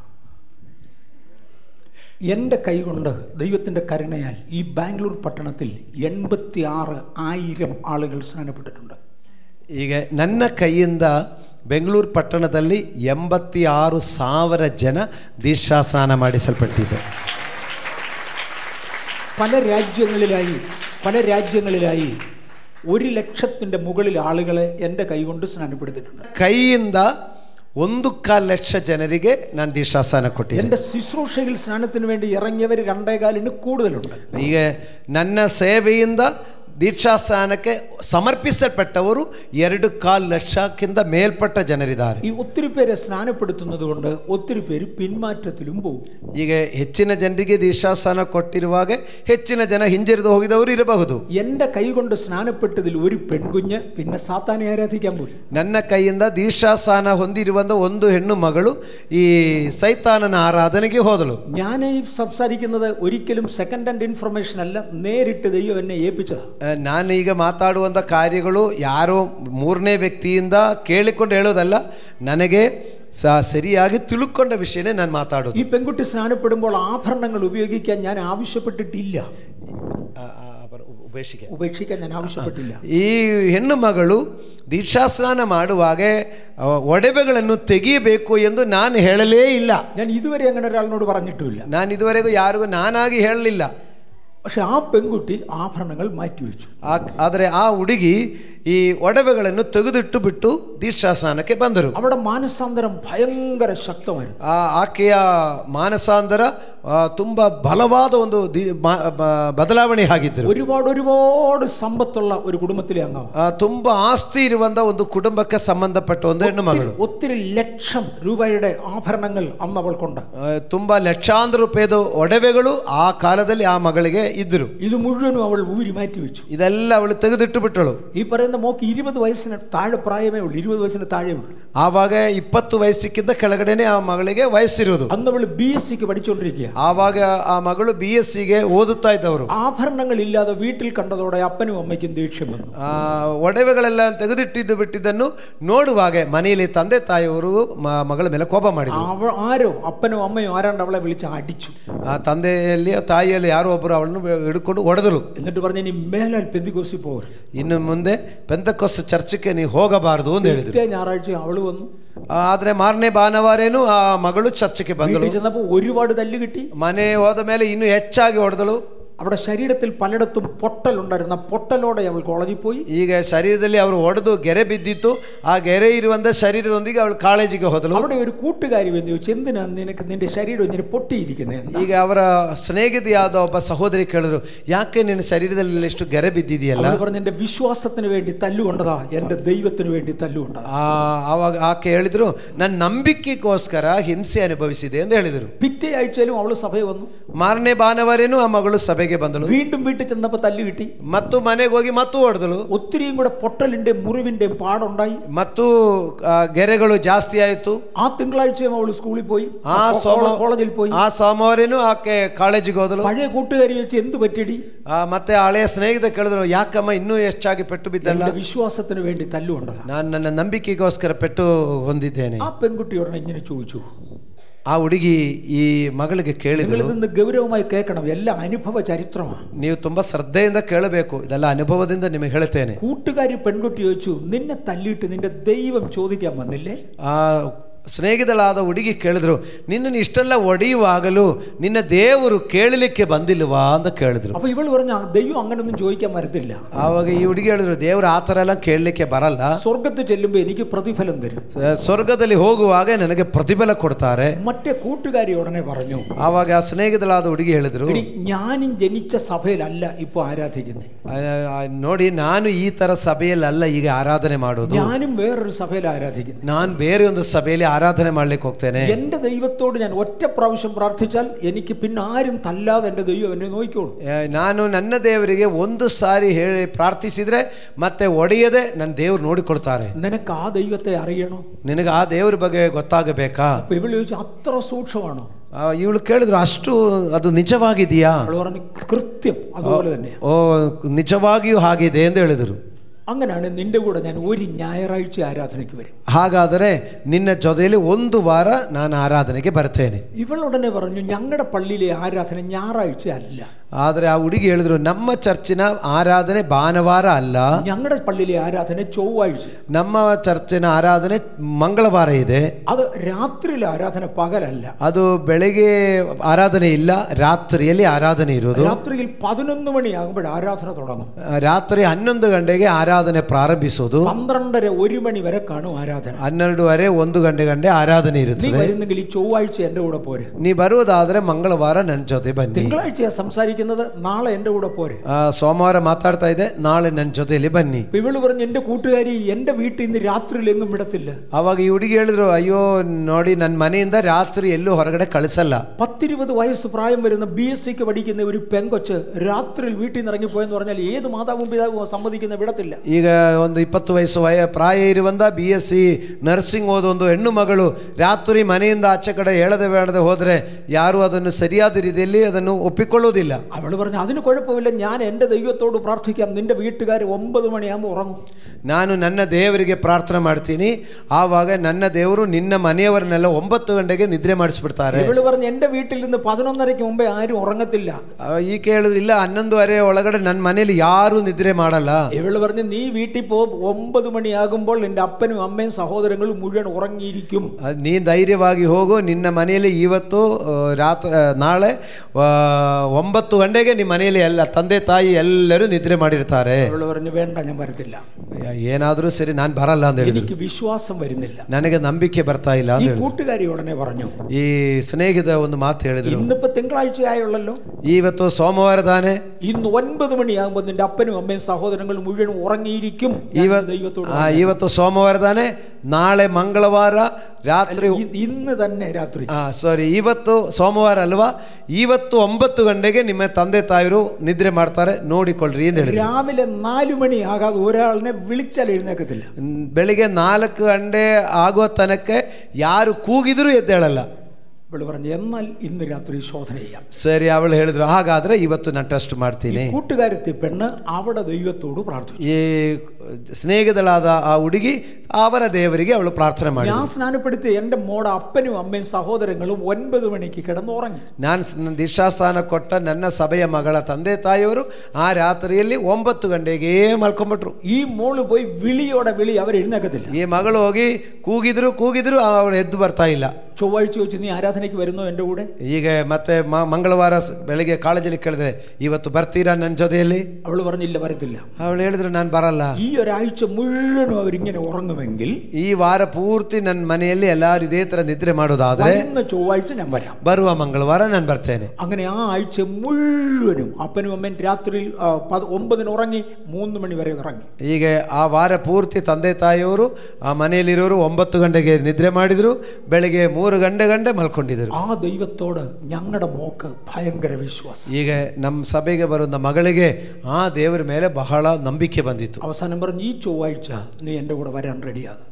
ಅವಳ ಸ್ನೇಹಿತರು ಹೇಳಿದ್ರು, ಈ ಮಂಗಳವಾರ ನೋಡಿ ನೀ ನನ್ನ ಜೊತೆ ಬರಬೇಕು. 9 മണിയാകുമ്പോൾ നിന്റെ അപ്പനും അമ്മയും ഉറങ്ങും. 9 ಗಂಟೆಗೆ ನಿಮ್ಮ ಅಪ್ಪ ಅಪ್ಪ ನಿದ್ರೆ ಮಾಡ್ತಾರೆ. 9:30 മണിയാകുമ്പോൾ നീ കറുത്ത വസ്ത്രം ധരിച്ച് വീടിന്റെ വെളിയിൽ വന്ന്, ನೀವು 9:30 ಆಗುವಾಗ ಕಪ್ಪು ಬಟ್ಟೆ ಹಾಕಿಕೊಂಡು ಮನೆ ಹೊರಗಡೆ ನಿಂದಿರಬೇಕು. കറുത്ത വസ്ത്രവും കൊണ്ട് മാത്രമേ എൻ്റെ ദൈവത്തെ ആരാധിക്കാൻ പറ്റുള്ളൂ. ಕಪ್ಪು ಬಟ್ಟೆಯಿಂದಲೇ ನನ್ನ ದೇವರನ್ನು ಆರಾಧನೆ ಮಾಡಲಿಕ್ಕೆ ಸಾಧ್ಯ ಆಗೋದು. ഇവക്ക് എവിടുന്ന ഒരു ധൈര്യം, ಇವಳಿಗೆ ಎಲ್ಲಿಂದ ಒಂದು ಧೈರ್ಯ ಬಂದಿತ್ತು. ആ ഞായറാഴ്ചയും അവൾ നമ്മുടെ ചർച്ച വന്നു. ಆ ಭಾನುವಾರೇನು ಅವಳು ನಮ್ಮ ಸಭೆಗೆ ಬಂದಳು. ആ ഞായറാഴ്ചയും അവൾക്ക് തല്ല് കിട്ടി. ಆ ಭಾನುವಾರೇನು ಬಂದದಕ್ಕೆ ಅವಳಿಗೆ ಮನೆಯಲ್ಲಿ ಪೆಟ್ಟು ಸಿಕ್ಕಿತ್ತು. ആ തിങ്കളാഴ്ചയും കൂട്ടുകാരി സംസാരിച്ചു. ಆ ಸೋಮವಾರೇನು ಸ್ನೇಹಿತರು ಮಾತಾಡಿದಳು. അവൾ പറഞ്ഞു, നാളെ വാ എൻ്റെ കൂടെ. ಅವ್ರು ಹೇಳಿದ್ರು, ನಾಳೆ ಬನ್ನಿ ನನ್ನ ಜೊತೆಯಲ್ಲಿ. കറുത്തതല്ലാതെ വേറൊന്നും ഞങ്ങളുടെ ദൈവത്തെ ആരാധിക്കാൻ പറ്റുക. ಕಪ್ಪು ಬಟ್ಟೆ ಇಲ್ಲದೆ ನಮ್ಮ ದೇವರನ್ನ ಆರಾಧನೆ ಮಾಡ್ಲಿಕ್ಕೆ ಆಗೋದಿಲ್ಲ. അന്ന് മുതൽ ഈ പെൺകുട്ടി 9 മണിക്ക് ഡ്രസ് ചെയ്യും, കറുത്ത വസ്ത്രം ധരിക്കും, ആരാധനയ്ക്കും. ಆವತ್ತಿನಿಂದ ಆ ಹುಡುಗಿ 9 ಗಂಟೆಗೆ ಕಪ್ಪು ಬಟ್ಟೆ ಹಾಕಿಕೊಂಡು ಆ ತಂದೆ ತಾಯಿರು ನಿದ್ರೆ ಮಾಡಿದೆ, ಅವಳು ಆರಾಧನೆಗೆ ಹೋಗ್ಲಿಕ್ಕೆ ಶುರುವಾಯಿತು. ഈ ബാംഗ്ലൂർ പട്ടണത്തിലെ കാര്യമാണ് പറഞ്ഞത്. ನಾನು ಈ ಬೆಂಗಳೂರು ಪಟ್ಟಣದಲ್ಲಿ ಇರುವಂತ ವಿಷಯನೇ ನಿಮಗೆ ಹೇಳ್ತಾ ಇರೋದು. ഞാനൊരു ഇച്ചിരൂടെ പറഞ്ഞോട്ടെ, ನಾನು ಸ್ವಲ್ಪ ಹೇಳ್ಬೋದಾ? ഇത് സാത്താനെ ആരാധിക്കുന്നവരുടെ കാര്യമാണ്. സൈറ്റൻ വർഷിപ്പ് ഗ്രൂപ്പാ. ಅದು ಸೈತಾನನನ್ನು ಆರಾಧಿಸುವಂತ ಒಂದು ಗುಂಪಿಗೆ ಆ ಮಗಳು ಹೋಗಿರೋದು. അവരുടെ ഗേറ്റിന്റെ അകത്ത് കയറിയാൽ, ಅವರ ಗೇಟ್ ದಾಟಿ ಒಳಗಡೆ ಹೋದರೆ ചെറുപ്പക്കാരി പെൺകുട്ടികൾ മുഴുവനും വസ്ത്രം അഴിച്ചു കളയണം. ವಯಸ್ಸು ಹೆಣ್ಣು ಮಕ್ಕಳು ಎಲ್ಲರೂ ತಮ್ಮ ವಸ್ತ್ರವನ್ನು ತೆಗೆದು ಬಿಡ್ತಾರೆ. 10 കൽപ്പനകൾ, ബൈബിളിലെ 10 കൽപ്പനകളും അവർ ലംഘിക്കും. ಬೈಬಲಲ್ಲಿರುವಂತ 10 ಆಜ್ಞೆಗಳನ್ನು ಅವರ ಆರಾಧನೆಗೆ ಹೋಗುವಾಗ ಅದು ಅಲ್ಲೇ ಅವರು ಮೀರುತ್ತಾರೆ. അതിലെ 7ാം കൽപ്പനയാണ് വ്യഭിചാരം ചെയ്യരുത്. ಅಲ್ಲಿ 7ನೇ ಆಜ್ಞೆ ವ್ಯಭಿಚಾರ ಮಾಡಬಾರದು. പക്ഷെ ആ സാത്താനെ ആരാധിക്കണമെങ്കിൽ വ്യഭിചാരത്തോടെ തുടങ്ങാൻ ഒക്കത്തുള്ളൂ. ಆದರೆ ಸೈತಾನ್ ಆರಾಧನೆ ಮಾಡಬೇಕಂದ್ರೆ ವ್ಯಭಿಚಾರ ಮಾಡಿಕೊಂಡೇ ಅಲ್ಲಿ ಆರಾಧನೆ ಪ್ರಾರಂಭ ಮಾಡೋದು. ഈ പെണ്ണ് ക്രമേണ എൻ്റെ പള്ളി വരാതായി. ಈ ಹುಡುಗಿ ದಿನೇ ಹೋಗ್ತಾ ಹೋಗ್ತಾ ನಮ್ಮ ಸಭೆಗೆ ಬರೋದನ್ನು ಬಿಟ್ಟು ഞാൻ അവളെ അന്വേഷിച്ച് അവിടെ വീട്ടിൽ ചെന്നു. ನಾನು ಹುಡುಕಿ ಅವ್ರ ಮನೆಗೆ ಹೋಗಿದೆ. അവിടെ അപ്പനും അമ്മയും എന്നെ വഴക്ക് പറഞ്ഞു. ಅವ್ರ ತಂದೆ ತಾಯಿಯವರು ನನಗೆ ಬೈದು ಬಿಟ್ರು. ഞങ്ങളുടെ മോള് നിങ്ങളുടെ അവിടുത്തെ വരവൊന്ന് നിർത്തി പുറകെ വരികയാണോ? വരണ്ട. ಈಗ ನಮ್ಮ ಮಗಳು ನಿಮ್ಮ ಸಭೆಗೆ ಬರೋದನ್ನು ಬಿಟ್ಟು ಬಿಟ್ಟಿದ್ದಾಳೆ, ನೀ ತಿರುಗಿ ಅವಳನ್ನು ಹುಡುಕಲಿಕ್ಕೆ ನೀ ಬರಬೇಡ ಅಂತ ಹೇಳಿ. അവള് വേറെ എവിടെങ്കിലും പോകുന്നുണ്ടെന്ന് എനിക്കറിയാൻ വയ്യ. ಅವರು ಬೇರೆ ಕಡೆ ಹೋಗೋದು ಬಗ್ಗೆ ನನಗೆ ಗೊತ್ತಿರಲಿಲ್ಲ. ഒരു ദിവസം അവിടെ ഒരു ബ്രദർ വീട്ടിൽ വന്നു. ಒಂದು ದಿವಸ ಒಬ್ಬ ಬ್ರದರು ಅವ್ರ എൻ്റെ വീട്ടിൽ വന്നു. അവർ ಆ ಹುಡುಗಿಯ ಸಹೋದರ ನನ್ನ ಮನೆಗೆ ಬಂದರು. എന്നോട് വന്ന് പറഞ്ഞു, എൻ്റെ സഹോദരി പ്രാന്താശുപത്രിയിൽ അഡ്മിറ്റായി. ನನಗೆ ಹೇಳಿದೆ, ನನ್ನ ಸಹೋದರಿ ಈಗ ಮೆಂಟಲ್ ಆಸ್ಪತ್ರೆಯಲ್ಲಿ ಅಡ್ಮಿಟ್ ಮಾಡಿದ್ದಾರೆ. ദയവ് ചെയ്ത് പാസ്റ്റർ വന്ന് എൻ്റെ മകൾക്ക്, എൻ്റെ സഹോദരിക്ക് വേണ്ടി പ്രാർത്ഥിക്കണം. ನೀವು ದಯವಿಟ್ಟು ನೀವು ಬಂದು ನನ್ನ ಸಹೋದರಿಗೋಸ್ಕರ ಪ್ರಾರ್ಥಿಸಬೇಕು. ഞാൻ ആ പെൺകുട്ടിയെ കാണാൻ അവിടെ ഹോസ്പിറ്റലിൽ പോയി. ನಾನು ಆ ಹುಡುಗಿಯನ್ನು ನೋಡಲಿಕ್ಕೆ ಅವಳು ಅಡ್ಮಿಟ್ ಮಾಡಿರೋ ಆಸ್ಪತ್ರೆಗೆ ಹೋಗಿದೆ. അവളെ ചികിത്സിച്ചുകൊണ്ടിരുന്നത് ഒരു ക്രിസ്ത്യൻ ഡോക്ടറാണ്. ಆಕೆಗೆ ಟ್ರೀಟ್ಮೆಂಟ್ ಕೊಟ್ಟಿರೋದು ಒಂದು ಕ್ರಿಶ್ಚಿಯನ್ ಡಾಕ್ಟರ್ ಆಗಿದ್ರು. ഡോക്ടറിനോട് ചോദിച്ചു, ഈ പെണ്ണ് ഇപ്പൊ എന്ത് ചെയ്യാന്ന് പാസ്റ്റർക്ക് അറിയാമോ? ಆ ಡಾಕ್ಟರ್ ನನಗೆ ಕೇಳಿದೆ, ಈ ಹುಡುಗಿ ಈಗ ಏನ್ ಮಾಡ್ತಾ ಇದ್ದಾರೆ ಎಂದು ಪಾಸ್ಟರ್ಗೆ ಗೊತ್ತಿದೆಯಾ? എനിക്കൊന്നും അറിയത്തില്ല. ಇವಳು പണ്ടൊരിക്കൽ സ്നാനപ്പെട്ടതാ. ನನಗೆ ಏನು ಗೊತ್ತಿಲ್ಲ. ಇವಳು ಮುಂಚೆ ದೀಕ್ಷಾಸ್ನಾನ ಮಾಡಿದ್ದು ನನಗೆ ಗೊತ್ತು. അവൾ വരുന്നില്ല. ಈಗ ಅವಳು ಸಭೆಗೆ ಬರ್ತಾ ಇಲ್ಲ. അവളുടെ വീട്ടിൽ ചെന്നിട്ട് അവർ കയറ്റത്തില്ല. ಅವ್ರ ಮನೆಗೆ ಹೋದ್ರೆ ಅವ್ರ ಮನೆಗೆ ಸೇರಿಸ್ತಾ ಇಲ್ಲ. അദ്ദേഹം ഒരു കടലാസ് എടുത്ത് എൻ്റെ കയ്യിൽ തന്നു. ಆ ಡಾಕ್ಟ್ರು ಒಂದು ಪೇಪರ್ ತಕೊಂಡು ನನ್ನ ಕೈಲಿ ಕೊಟ್ಟು, പേപ്പർ ഞാൻ ഇപ്പോഴും സൂക്ഷിക്കുന്നുണ്ട്. എവിടെ ഇരിക്കുന്നത് ഇപ്പൊ കറക്റ്റ് ഓർക്കുന്നില്ല, എങ്കിലും ആ പേപ്പർ എൻ്റെ ഉണ്ട്. ಆ ಡಾಕ್ಟ್ರು ಕೊಟ್ಟ ಪೇಪರು ನಾನು ಭದ್ರವಾಗಿ ಮನೆಯಲ್ಲಿ ಇಟ್ಕೊಂಡಿದ್ದೆ. ಅದು ಈಗಲೂ ನಾನು ಇಟ್ಕೊಂಡಿದ್ದೀನಿ. സാത്താനെ ആരാധിക്കുന്ന ആളുകൾ സാത്താനോട് പ്രാർത്ഥിക്കുന്ന 6 പ്രാർത്ഥനകൾ അടങ്ങിയ ഒരു സ്ലിപ്പാ. ಅದು ಸೈತಾನನ್ನು ಆರಾಧಿಸುವಂಥವರು ಸೈತಾನನಿಗೆ ಪ್ರಾರ್ಥನೆ ಮಾಡುವ ಪ್ರಾರ್ಥನೆಯ ಒಂದು ಲಿಸ್ಟ್ ಆ ಪೇಪರಲ್ಲಿ ಬರೆದಿರೋದು. ഡോക്ടറിനോട് പറഞ്ഞു, പാസ്റ്റർ ഇവളിപ്പോൾ സാത്താനെ ആരാധിക്കുന്നത്. ಆ ಡಾಕ್ಟರ್ ನನಗೆ ಹೇಳಿದೆ, ಪಾಸ್ಟರ್ ಈ ಹುಡುಗಿ ಈಗ ಸೈತಾನನಿಗೆ ಆರಾಧನೆ ಮಾಡ್ತಾ ಇರೋದು. ഇവൾക്ക് ഒരു ചികിത്സയും ഫലിക്കത്തില്ല. ಇವಳಿಗೆ ಯಾವುದೇ ಟ್ರೀಟ್ಮೆಂಟ್ ಕೊಟ್ಟರು ಅದು ಫಲಿಸುವುದಿಲ್ಲ. നിങ്ങൾക്കറിയാമോ, സാത്താനെ എക്സ്റേ കിട്ടത്തില്ല, സ്കാനിങ്ങിലും കിട്ടത്തില്ല. ನಿಮಗೆ ಗೊತ್ತಿದೆಯಾ, ಎಕ್ಸ್ರೇ ಮಾಡಿದರೆ ಸಾತಾನನ್ನು ಸಿಕ್ಕಲ್ಲ, ಸ್ಕ್ಯಾನಿಂಗ್ ಮಾಡಿದರೂ ಸೈತಾನನು ಸ್ಕ್ಯಾನಿಂಗ್ ಅಲ್ಲಿ ಸಿಕ್ಕಲ್ಲ. ഞങ്ങൾ ഇവിടെ നോക്കുമ്പോൾ ഈ പെണ്ണിന് ഒരു രോഗവുമില്ല, പക്ഷേ ഇവളിൽ ഒരു ഭൂതമാണ്, സാത്താന. ಈಗ ಡಾಕ್ಟರ್ ಹೇಳ್ತಾರೆ, ನಾವು ಇವರಿಗೆ ಎಲ್ಲ ಪರೀಕ್ಷೆ ಮಾಡಿ ನೋಡಿದರೂ ಇವಳಲ್ಲಿ ಯಾವುದೇ ಕಾಯಿಲೆ ಕಂಡುಹಿಡಿಯಲಿಕ್ಕೆ ಆಗ್ತಾ ಇಲ್ಲ. ಇವಳೊಳಗಡೆ ಒಂದು ದೆವ್ವ ಸೇರ್ಕೊಂಡ್ಬಿಟ್ಟಿದೆ. ബാംഗ്ലൂരിലെ 1ാം തരം ആശുപത്രികളിൽ 2-3 ചികിത്സ കഴിഞ്ഞ് ആ പെണ്ണിന് സുഖമാകത്തില്ല എന്ന് കണ്ട് വീട്ടിൽ കൊണ്ടുപോയി. ಈಗ ಬೆಂಗಳೂರಲ್ಲಿ ಪ್ರಾಮುಖ್ಯವಾದ ದೊಡ್ಡ ದೊಡ್ಡ 2-3 ಆಸ್ಪತ್ರೆಗಳಲ್ಲಿ ಟ್ರೀಟ್ಮೆಂಟ್ ಕೊಟ್ಟು ಇನ್ನು ಆ ಹುಡುಗಿಗೆ ವಾಸಿ ಆಗದೆ ಮನೆ ಕರ್ಕೊಂಡು ಬಂದರು. ഒരു ദിവസം ആ പെൺകുട്ടിയുടെ അമ്മ ചർച്ചിൽ വന്നു. ಒಂದು ದಿವಸ ಆ ಹುಡುಗಿಯ ತಾಯಿ ಸಭೆಗೆ ಬಂದರು. ഇന്നും ചർച്ചിലുണ്ടായിരുന്നു.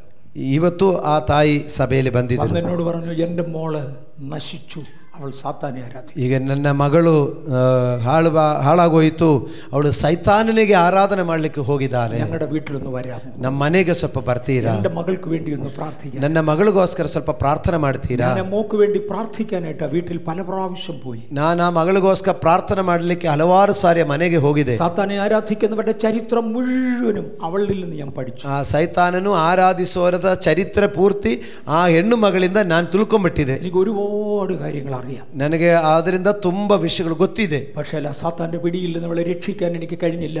2 വർഷത്തിനകം അവൾ മരിച്ചു. ಈಗ ಆ ಸೈತಾನನ ಹಿಡಿತದಿಂದ ಅವಳನ್ನು ಬಿಡಿಸಲಿಕ್ಕೆ ಆಗಲಿಲ್ಲ. 2 ವರ್ಷ ಆಗಿದ ಅನಂತರ ಆ ಹುಡುಗಿ ತೀರ್ಕೊಂಡಳು. പക്ഷേ എനിക്ക് ഒരുപാട് കാര്യങ്ങൾ അവരെ കുറിച്ച് അറിയാം. ತುಂಬಾ ವಿಷಯಗಳು ಅವರ ಬಗ್ಗೆ ನಾನು ತಿಳ್ಕೊಂಡಿದ್ದೆ. അവർക്ക് ഏറ്റവും ഇഷ്ടമുള്ള കളർ, സാത്താൻ ഏറ്റവും ഇഷ്ടമുള്ള കളർ കറുപ്പ്. ಅವರಿಗೆ ಹೆಚ್ಚಿನ ಇಷ್ಟ ಇರುವಂತ ಒಂದು ಬಣ್ಣ ಎಂಬುದು ಆ ಕಪ್ಪು ಬಣ್ಣ ಎಂಬುದು ಅವರಿಗೆ ತುಂಬಾ ಇಷ್ಟವಾಗಿದೆ. ವಿಷಯವಾಗಿದೆ. കറുപ്പിടരുതെന്ന് ബൈബിളിലില്ല.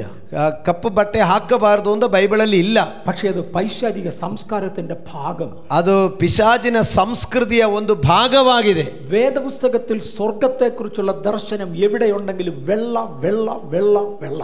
ಈಗ ಸತ್ಯವೇದದಲ್ಲಿ ಪರಲೋಕದ ಬಗ್ಗೆ ಎಲ್ಲೆல்லாம் ಬರೆಯಲ್ಪಟ್ಟಿದೆಯೋ ಅಲ್ಲಿ ಎಲ್ಲ ಬಿಳಿ ವಸ್ತ್ರ ಬಿಳಿ ವಸ್ತ್ರ ಬಿಳಿ ವಸ್ತ್ರ ಅಂತ ಮಾತ್ರನೇ ಬರೆದಿರೋದು.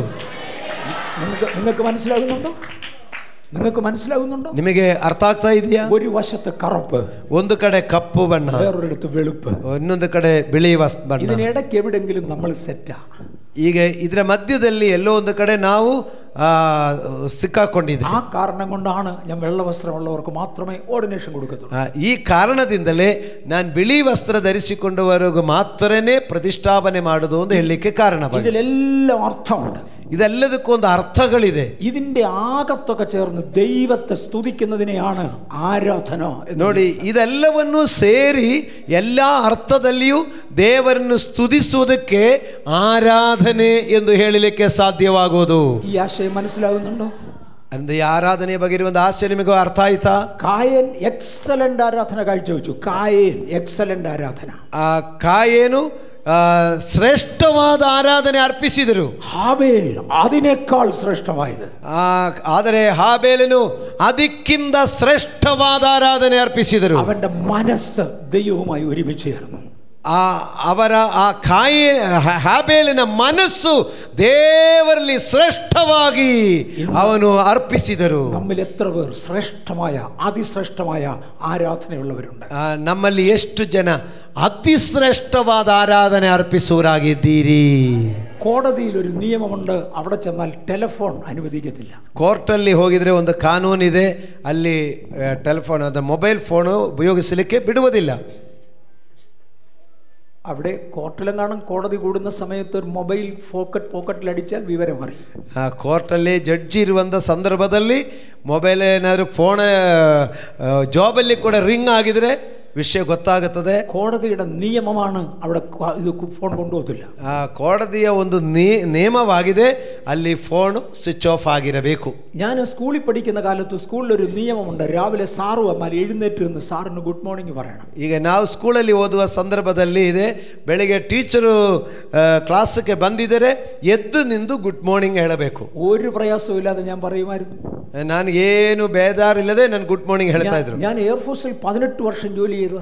ನಾನು ಏರ್ಫೋರ್ಸ್ ಅಲ್ಲಿ 18 ವರ್ಷ ನಾನು ಕೆಲಸ ಮಾಡಿದೆ. ಸೀನಿಯರ್ ಆಫೀಸറെ കണ്ടാൽ ಸಲ್ಯೂಟ್ ചെയ്യണമെന്നുള്ള ഞങ്ങളുടെ ನಿಯಮ. ಸೀನಿಯರ್ ಆಫೀಸರ್ ಬರುವಾಗ ಸಲ್ಯೂಟ್ ಹೊಡಿಬೇಕೆಂಬುದು ಏರ್ಫೋರ್ಸ್ ಒಂದು ನಿಯಮವಾಗಿದೆ. ഞാൻ സല്യൂട്ട് ചെയ്തിരുന്നു, എനിക്കൊരു കുഴപ്പമില്ല. ನಾನು ಸಲ್ಯೂಟ್ ಮಾಡ್ತಾ ಇದ್ದೆ, ನನಗೇನು ಬೇಜಾರಿಲ್ಲ. ദേവാലയത്തിൽ വരുമ്പോൾ ദൈവത്തിനൊരു പ്രമാണമുണ്ട്, ഏകാഗ്ര ഹൃദയത്തോടെ. ಆದರೆ ದೇವಾಲಯದಲ್ಲಿ ಬರುವಾಗ ಒಂದು ನಿಯಮವಿದೆ, ದೇವರನ್ನು ಆರಾಧಿಸುವರು ಯಥಾರ್ಥ ಹೃದಯದಿಂದ ಏಕಾಗ್ರ ಹೃದಯದಿಂದ ದೇವರನ್ನು ಆರಾಧಿಸಬೇಕು. നിങ്ങൾക്ക് മനസ്സിലാകുന്നുണ്ടോ? More excellent sacrifice, more excellent sacrifice. ಯಾಕಂದ್ರೆ ಅತಿ ಶ್ರೇಷ್ಠವಾದ ಆರಾಧನೆಯಾಗಿರ್ಲಿಕ್ಕೋಸ್ಕರ വിശ്വാസവീരന്റെ ഒന്നാം ಲಕ್ಷಣ മോർ ಎಕ್ಸಲೆಂಟ್ ಸಾಕ್ರಿಫೈಸ್. ವಿಶ್ವಾಸವೀರರ ಮೊದಲನೆಯ ಒಂದು ಗುರುತು ಎಂಬುದು ಅವನ ಅತಿ ಶ್ರೇಷ್ಠವಾದ ಯಜ್ಞಾರ್ಪಣೆಯನ್ನು ಅರ್ಪಿಸುವರಾಗಿರಬೇಕು. ವಿಶ್ವಾಸತಾಲ್ ಹಾಬೇಲ್, ನಂಬಿಕೆಯಿಂದ ಹಾಬೇಲನು. നമുക്ക് ഹാബേലിന്റെ ആ സ്വഭാവം ഒന്ന് പകർത്താം. ಆದ್ದರಿಂದ ಹಾಬೇಲಿನ ಆ ಸ್ವಭಾವ ನಾವು ಸ್ವೀಕರಿಸುವರಾಗಿರೋಣ. ദൈവസന്നിധിയിൽ വന്നാൽ അതിശ്രേഷ്ഠതയുള്ള ആരാധന. ನಾನು ದೇವರಾಲಯದಲ್ಲಿ ಬಂದಿದ್ದರೆ ಅತಿ ಶ್ರೇಷ್ಠವಾದ ಆರಾಧನೆ ಅರ್ಪಿಸುತ್ತೇನೆ. എനിക്കൊരു 4-5 ലക്ഷണമെങ്കിലും പറയണമെന്ന് ആശ. ನನಗೆ ಒಂದು 4-5 ಲಕ್ಷಣಗಳು ಹೇಳಬೇಕು ಅಂತ ಆಸೆ ಇದೆ. രണ്ടാമത്തേത് വിശ്വാസത്താൽ നോഹ. ಎರಡನೇದಾಗಿ ನಂಬಿಕೆಯಿಂದ നോഹನು. അതുവരെ കാണാത്തതിനെ കുറിച്ച് അരുളപ്പാട് ലഭിച്ചപ്പോൾ ഭയഭക്തി പൂണ്ട് തൻ്റെ കുടുംബത്തിൻ്റെ രക്ഷയ്ക്കായി ഒരു പെട്ടകം തീർത്തു.